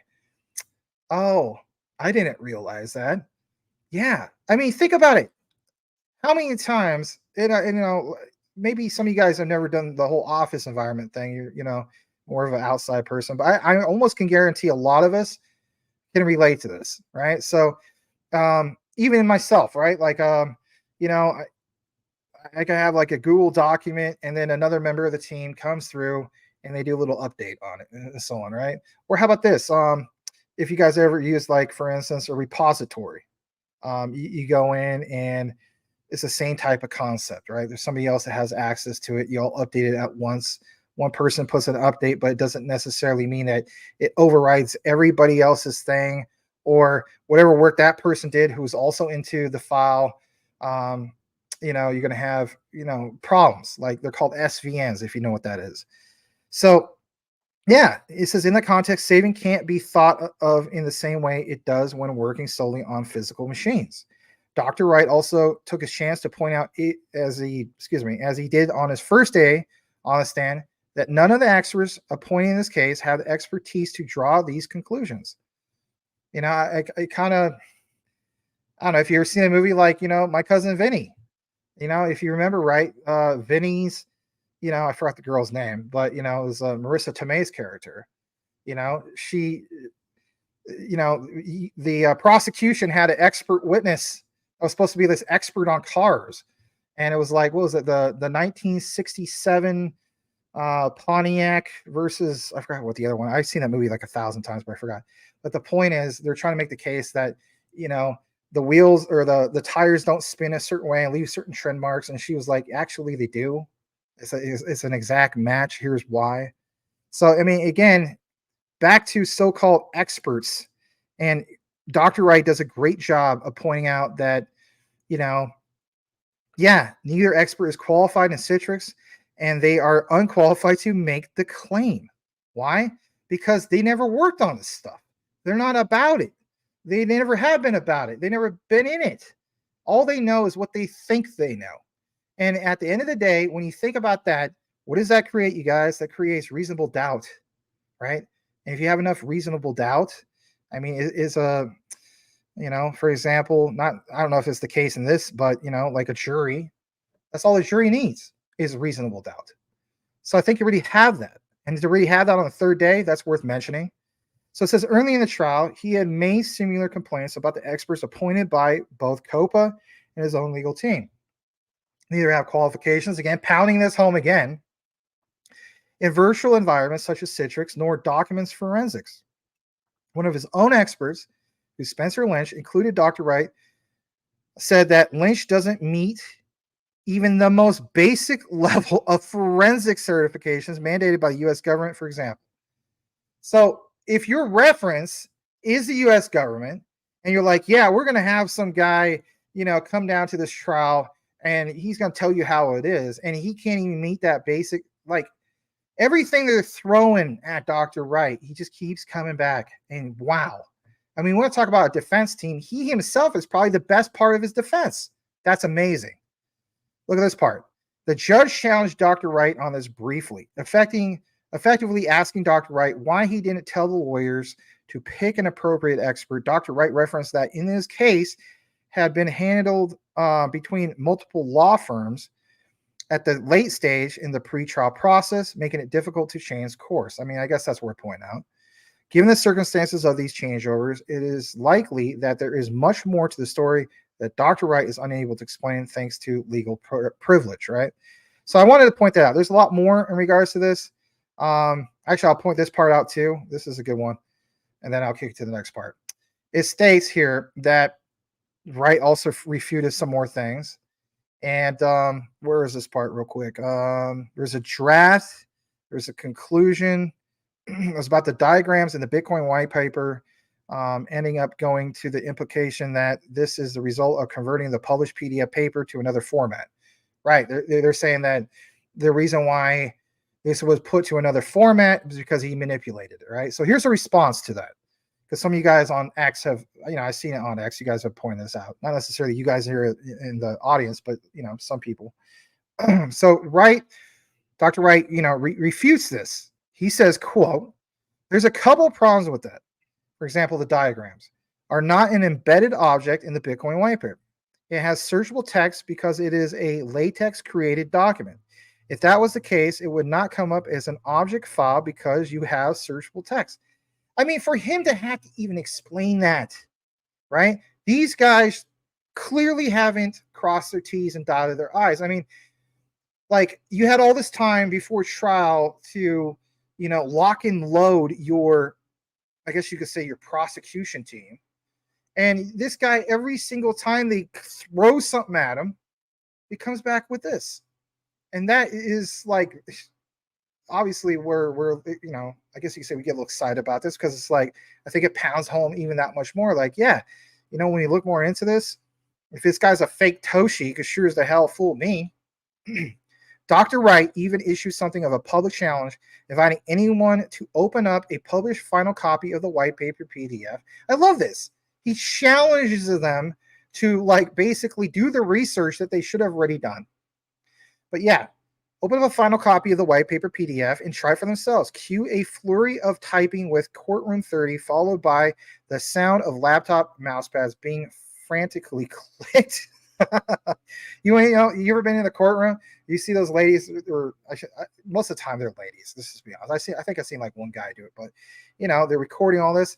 So I mean, can you imagine just there's that person just typing 1,000 miles an hour, and then there's the other people clicking on their computers and just anyway, yeah, it would be frantic. Observers went to check Dr. Wright's claim in real time. All would have found, as this writer did, that Dr. Wright's claim, you've been waiting for it, is true. So I mean, I'm just telling you guys flat out. He seems as though so far he's totally the real McCoy.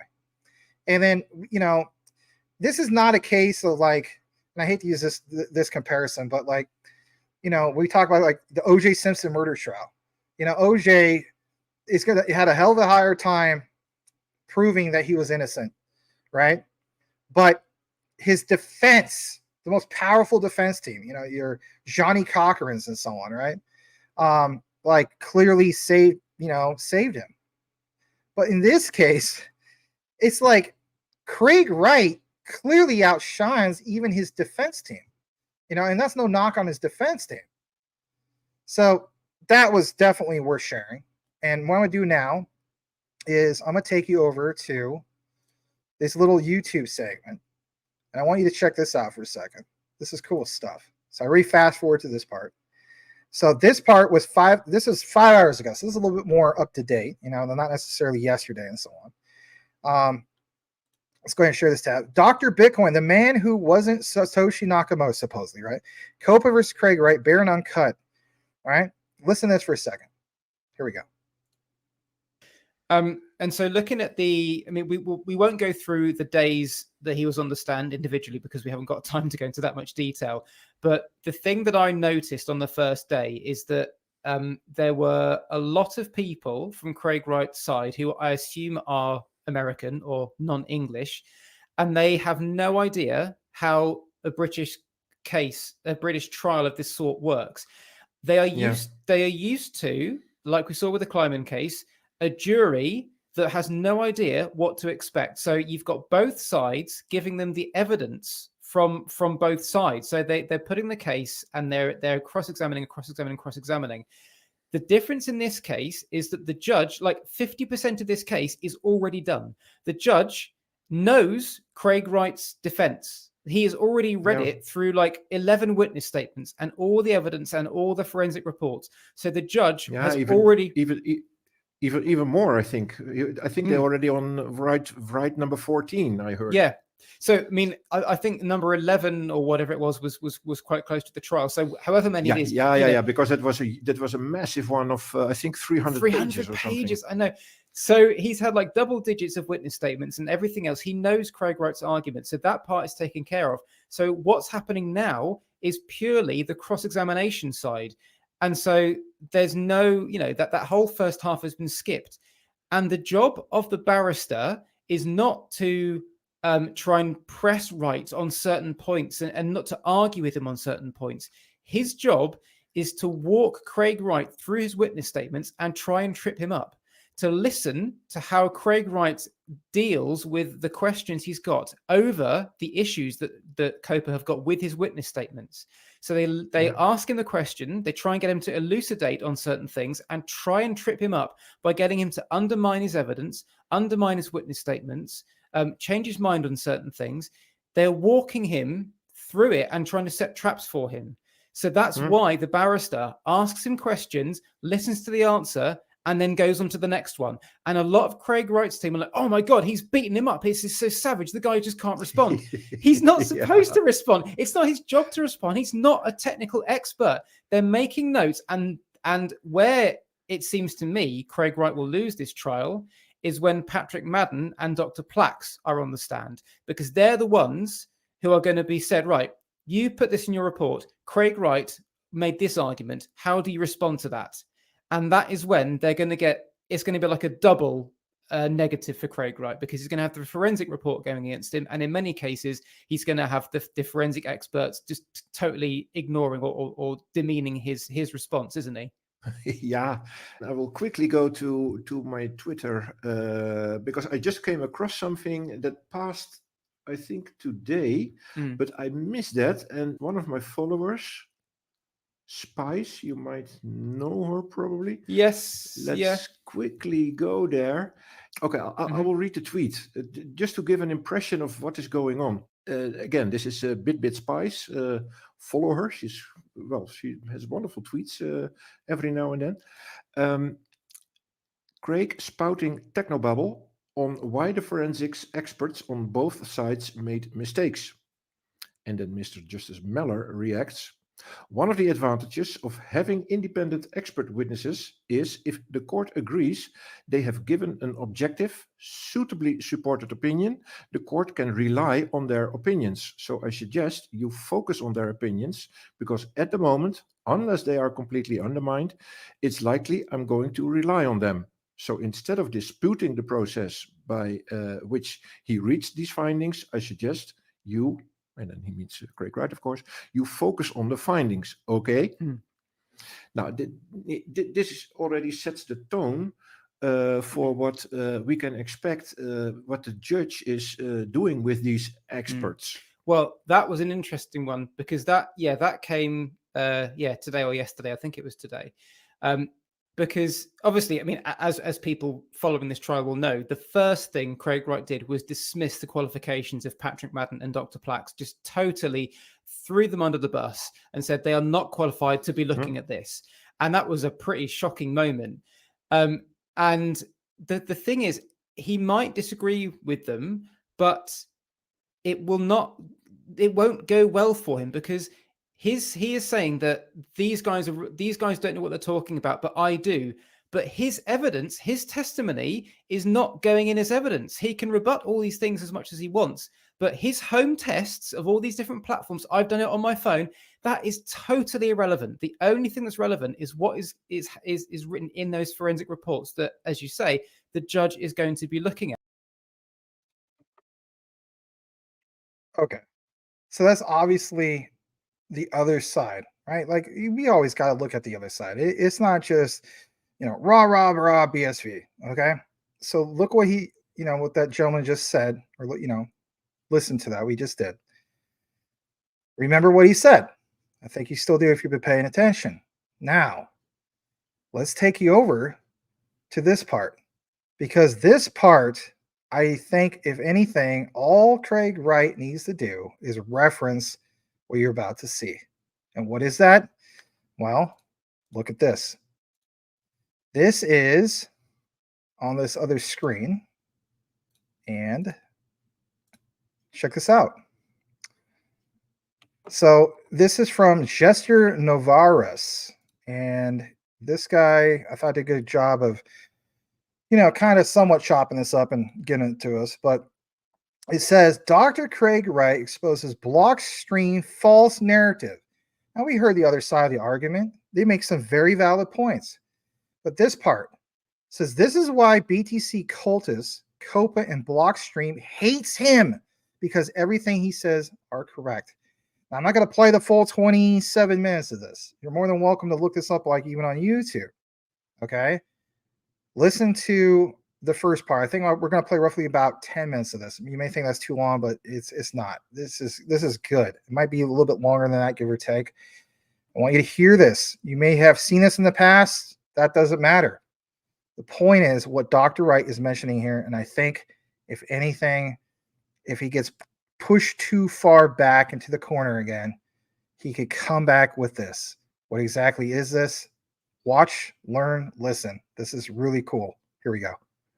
Today we're going to talk a little bit about some of the things you've been told about. We're going to talk a lot about the lies.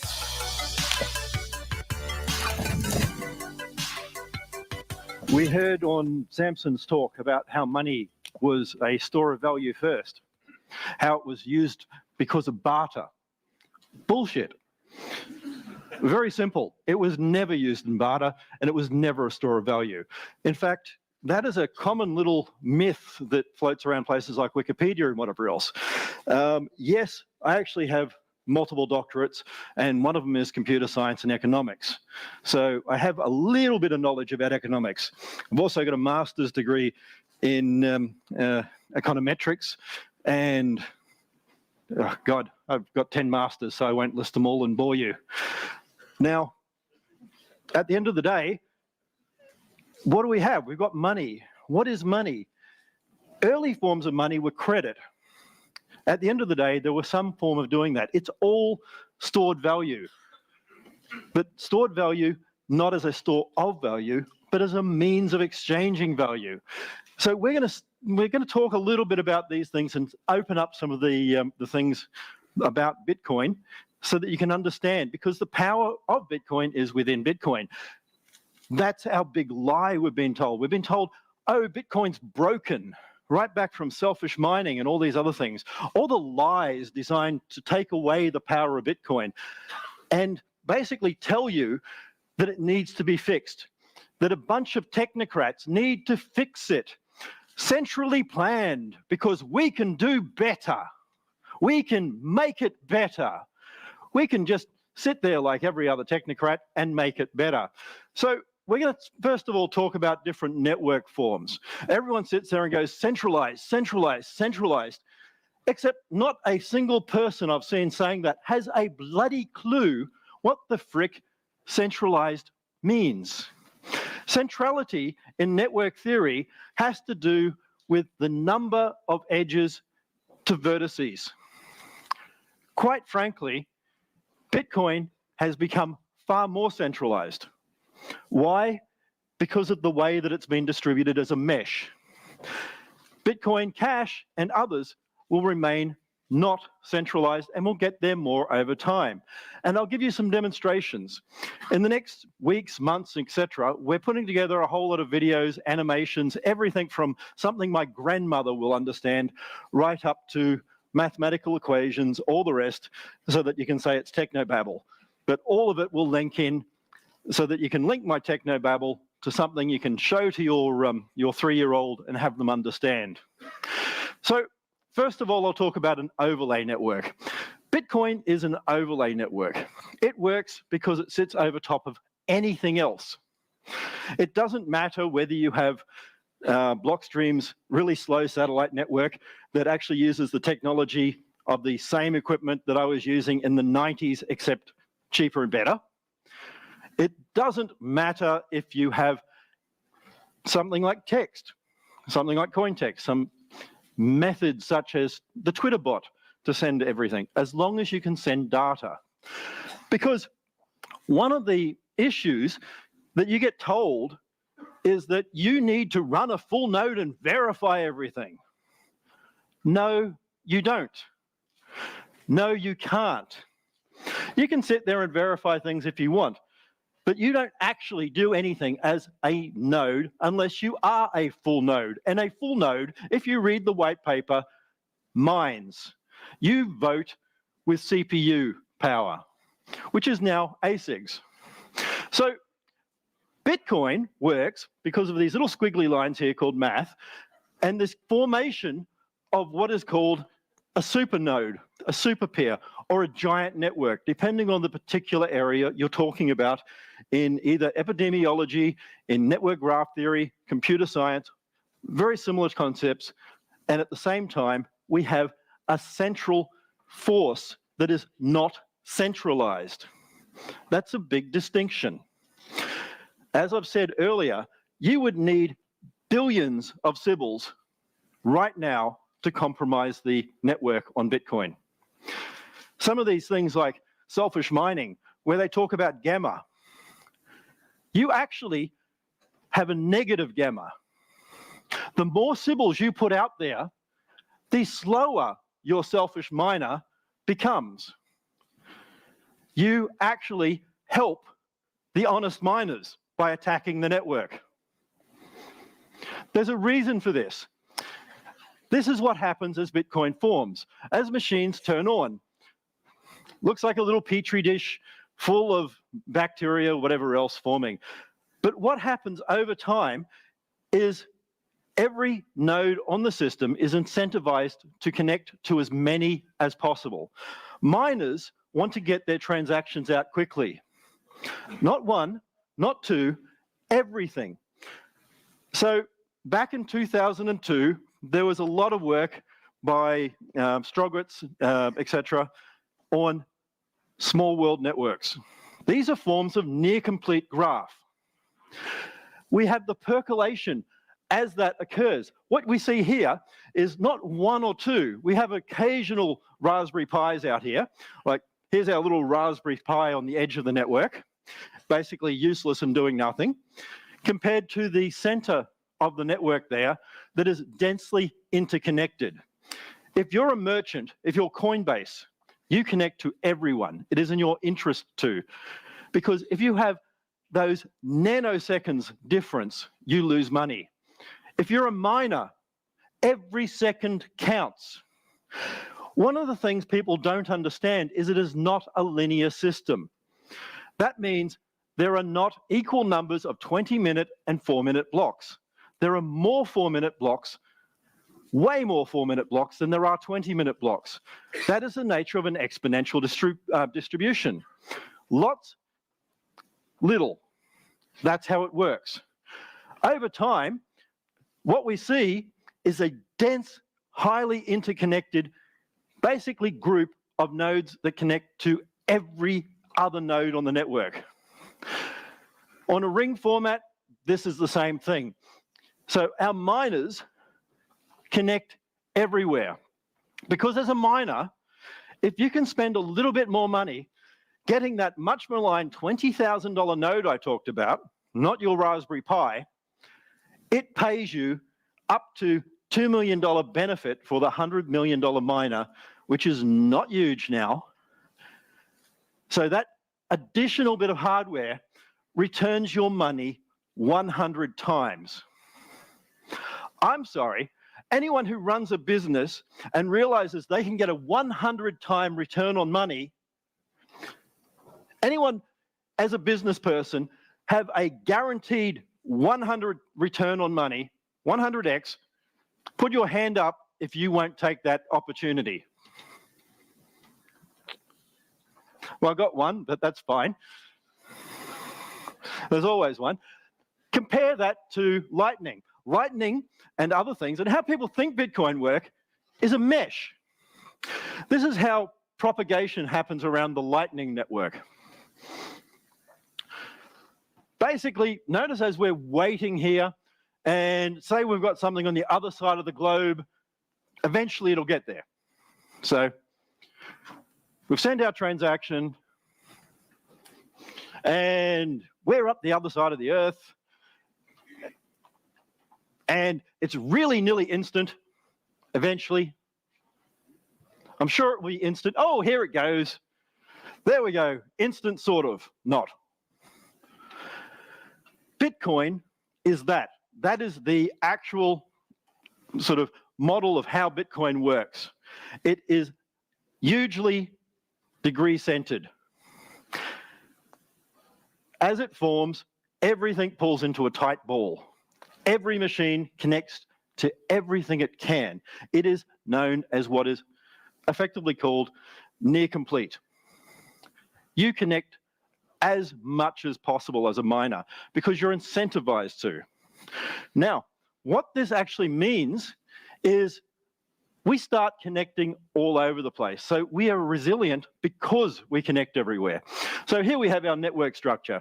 We have our miners and our users, and they're all connected in a big mesh. It's a small world network mesh, though. So when people start getting there, and we even have a few disconnected areas because we're going to say it's early on and not where Bitcoin is now, we have our users there, and someone will send a transaction. Once that transaction propagates around the network, they go to multiple parties. So the user sends, and you'll notice the miners now nearly simultaneously have that, and then bang to the rest of the miners. The network distance in Bitcoin is 1.32 plus or minus 0.7. And I'm sure a few people who actually understand graph theory will understand that a distance of under 2 is remarkably small. What it means is we send a transaction and it just gets there. Bam, sent, done. That's it. There is no way to compromise it. Now, I put out a post that some thought was to do with April Fools, whatever else. BIP 70. If I give a transaction and I send it to the merchant now sends my transaction onto the network. The merchant decides when. If you're going to double spend against me and you do it before I do, I, as the merchant, detect you. I can do it in milliseconds. If you do it after me, you lose. Here's the thing. You cannot preempt and time something I, as the merchant, will do with someone on the other side of the earth. There's no need for me to know this because there's no way you can preempt it. You're always after. If I hit the button, you hit it next, you lose. That's why Bitcoin works. No matter what, you lose. The way that this works on this network is each of these nodes send out a hash. It basically pings the other nodes and it self-forms every transaction and every block. There is no routing details. Every single transaction in Bitcoin remodels the network. It then sends. Because of that remodeling, it is optimally efficient.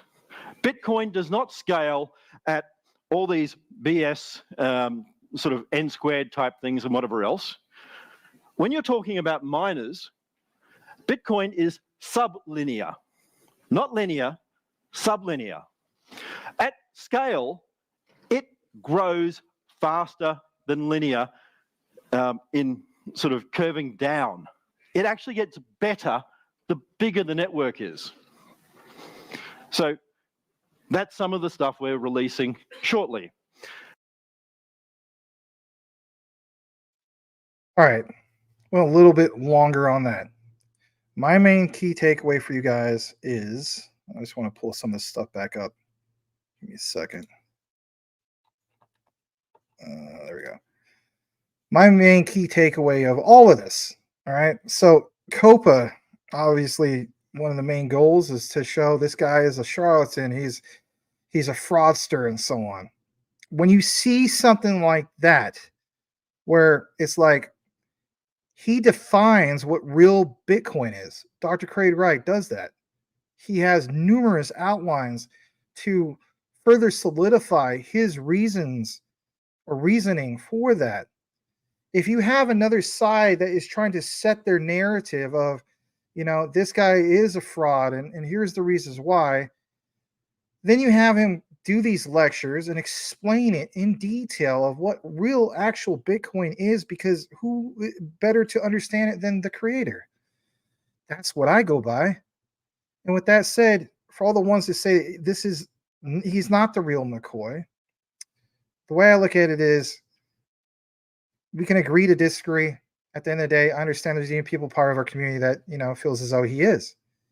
I always go back to, the evidence as far as what Bitcoin really is.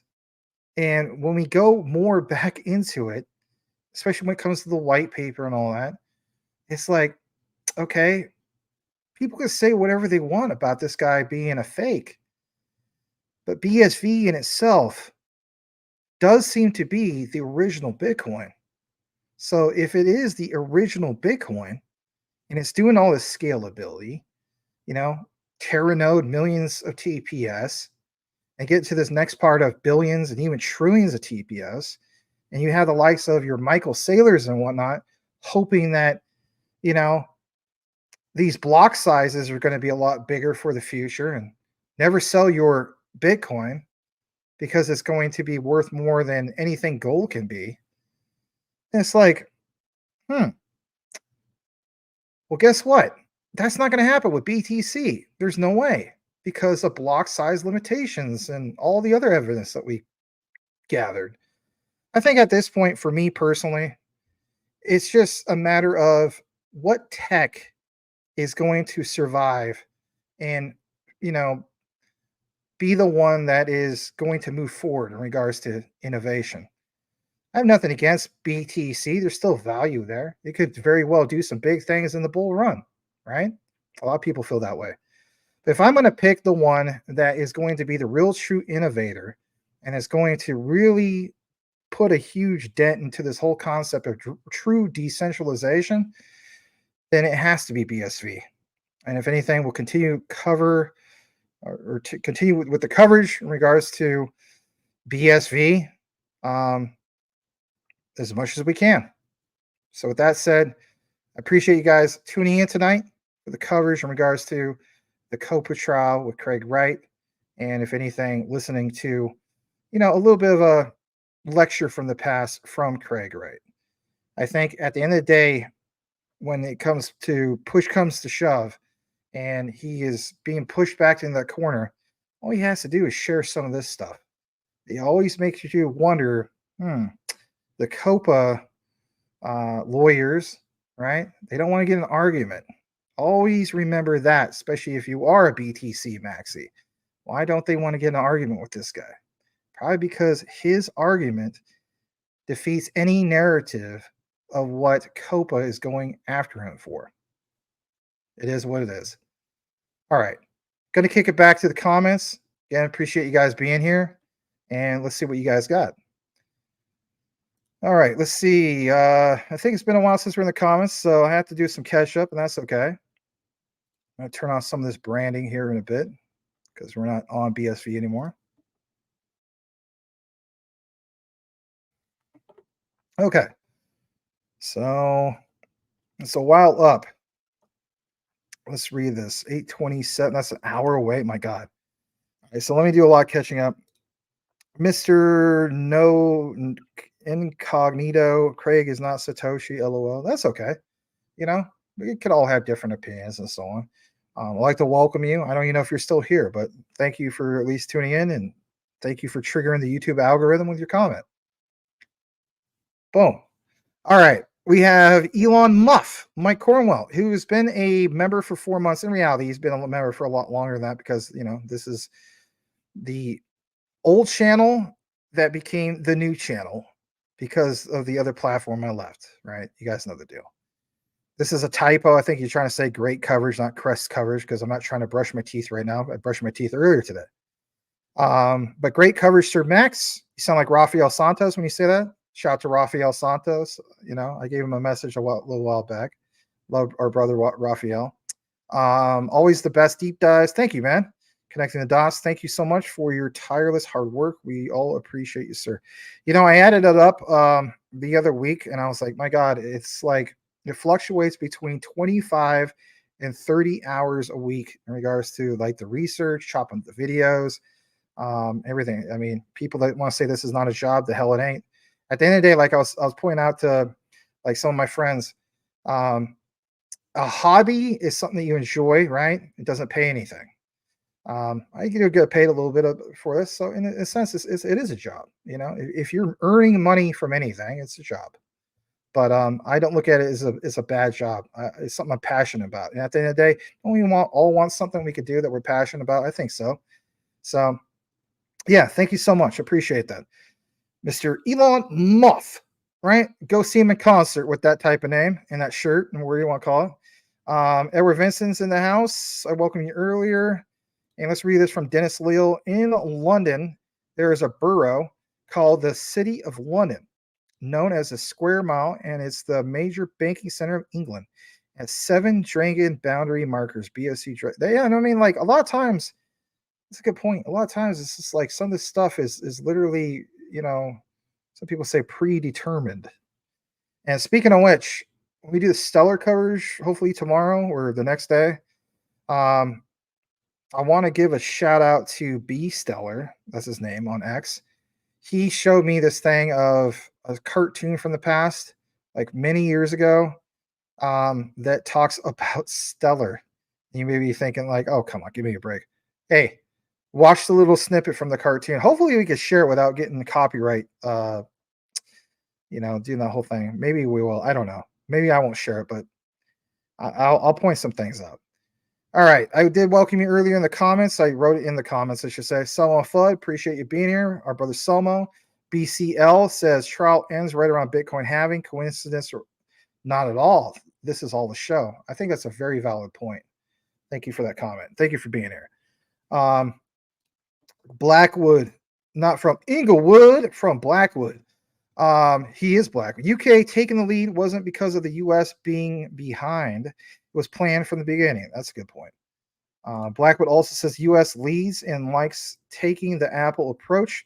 We are the last to do something that's already been done. Therefore, it's legit now. You make some valid points. All right. Boom, boom, boom. What else is here? And hopefully you're the only one that lost the feed. I hope nobody else lost the feed. That would have sucked. I mean, I did upgrade my internet, you know, so I'm no longer on a 25 meg. I'm on 100 meg. I'm not, you know, I don't have as good as some of you guys had, like a 1 gig, but I don't need a 1 gig. I'm not doing, you know, gaming every day, or, you know, last I played a video game in September, so I will play one again. Maybe I'll play one this weekend with my friend. He's been wanting to play Squad. So anyway. All right. Yeah. Hey, y'all from April Cornwell. Hey. Hope everyone's doing great. Doing good. Late to the party. What did you cook for the fam? That'd be interesting to know. All right. Let's see here. Giving you guys all dabs. Yes, I'm very good. Scottish Crypto. Thanks for coming back. I appreciate you. Yeah. All right. Let's see here. Raspberries don't go in pies. Certainly not in the UK. I actually still have Raspberry Pi. The actual, you know, Raspberry Pi. I think it was like version 2 or whatever it was. Anyway, never actually used it. It's still brand new. I probably should sell it. All right, let's see here. Great info. Thank you for that. And what else we got? Scottish Crypto. Max, you are a much better speaker than this guy. Better. I'm a better speaker than Craig Wright. I don't know about that. But that's quite the compliment. Anyway, I guess I'll have to agree to disagree on that one, but that's quite flattering. Thank you. All right. So I will show you guys one last thing. I meant to show at the very beginning. I need to go ahead and do it now. So let me go ahead and share this. What is this? All right. This is a Decent Wallet update. Okay. So it's not Nothing Burger. I want to share this with you guys. And this is from the marketing team. They sent me this email, I guess, a couple days ago. Hopefully you guys see this. So basically speaking, they are wishing for Radiant 2024 with XRP. You can get 24 XRP and enter to win the 2024 XRP, 2024 XRP. That sounds crazy, right? So how can you go about doing this? Well, like it says, exciting news. We believe that 2024 holds great promise for XRP. And we want to celebrate with our holders by offering an exciting opportunity to win big XRP rewards. Here's how you can join. From February 8th to the 25th, if you buy a Decent biometric wallet, and then submit your XRP address by March 6th to get 24 XRP, and you could be automatically entered for a drawing for 2024, right? Because this is the year of the dragon, right? And it's 2024. You could get 2024 XRP.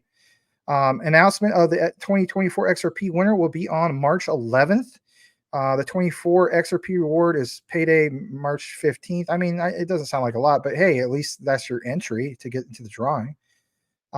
You can find out more about this event on this page. And if anything, I'm going to bring you guys to that specific page.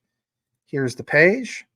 And if you just go to store.decentwallet.com /2024-XRP-giveaway, it'll come up. Or if you just go there, you'll see the announcement anyway. But basically, yeah, there it is. Gives you all the info. And yeah, it's cool stuff. Submit your address, take a look, right? Everything I pretty much mentioned. And how cool is that? So what I'm going to do is, basically speaking, I'm going to drop the link down in the description. And then, shortly after this stream is over with, you'll see that. And then currently speaking, you will see this. Let me go ahead and do a stop share for a second.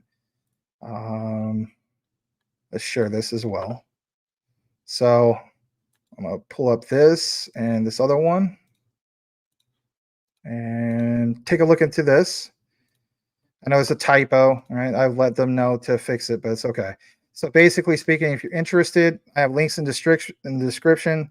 Biometric wallet, 2x package, right? If you get two of them, you get a little bit more of a discount.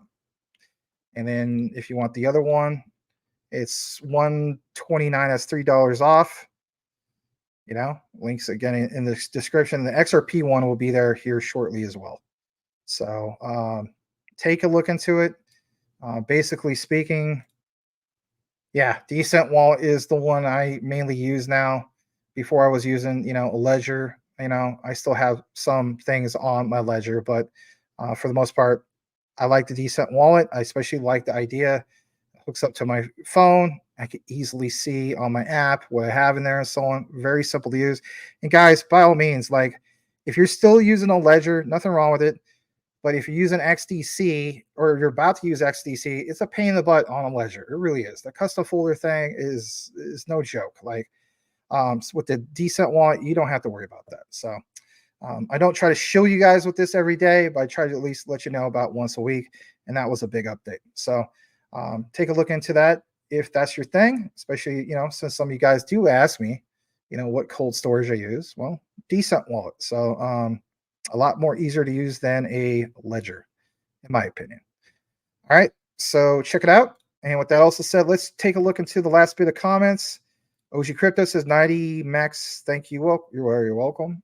Apricorn said that she made pork tenderloin, mac and cheese salad, and taters. Mac and cheese salad. Oh, I see what you're saying. Mac and cheese and also salad. Okay. That actually sounds really yummy. That sounds real good. All right. Legrand Commission. Give me a dab. Thank you, Legrand. And can you put that in the chat, por favor? Yeah, I'll put that in the chat right now. Hold on a second. Here it is in the chat. Hopefully it doesn't get chopped off because some of these things are too long. It gets, let me see, the 01 at the end. Does it show it? Hold on. Yes. So that is the full URL right there. And then of course, after the show ends, when I go to edit it real quick, I will also drop that into the description. All right. Thank you so much for you guys being here tonight. I may be back with you guys tomorrow. And if I do, then that's cool. And I may be back, if not Friday, Saturday. So Or I might not be back on Friday or Saturday. Just depends. I mean, might do some stuff with some friends, but I'm kind of leaning towards I might, because I was only with you guys like twice this week. Kind of feel bad about that. All right. Well, with that said, sayonara from the Race Cup Consortium. I want you to touch my XRP banks. It's cool. Have a great night. Bye-bye. Blockchain is spurring a revolution in the way we create, record, and trade value. Its benefits, security, transparency, efficiency, can be applied to areas as diverse as payments, capital markets, and supply chains. That's why assets of all kinds are being tokenized on blockchains, making their ownership immutable, their provenance traceable, and their use manageable. The potential is enormous, but every blockchain is complex and creates a different walled garden of connections and functionality. Today, the decentralized world of blockchain is made up of closed environments, limiting liquidity and leading to increased risk and lost opportunity. Every digital asset must be created specifically for each chain, demanding dedicated developer skills, which are hard to find, time-consuming to master, and expensive to develop. Overledger Platform from Quant establishes a new benchmark for blockchain interoperability and ease of use. As a low-code enterprise-grade platform, Overledger empowers you to deploy, connect, and develop on any blockchain quickly and simply. With Overledger, you can generate an interoperable digital asset with just a few clicks, create secure smart contracts that can execute on any blockchain without having to hire a team of experts. And you can use its advanced APIs to integrate with your systems and manage your assets on multiple chains. We believe that the blockchain economy should be simple, trusted, and future-proof. These are our principles and the genesis of Overledger Platform, the enterprise standard for building on blockchain.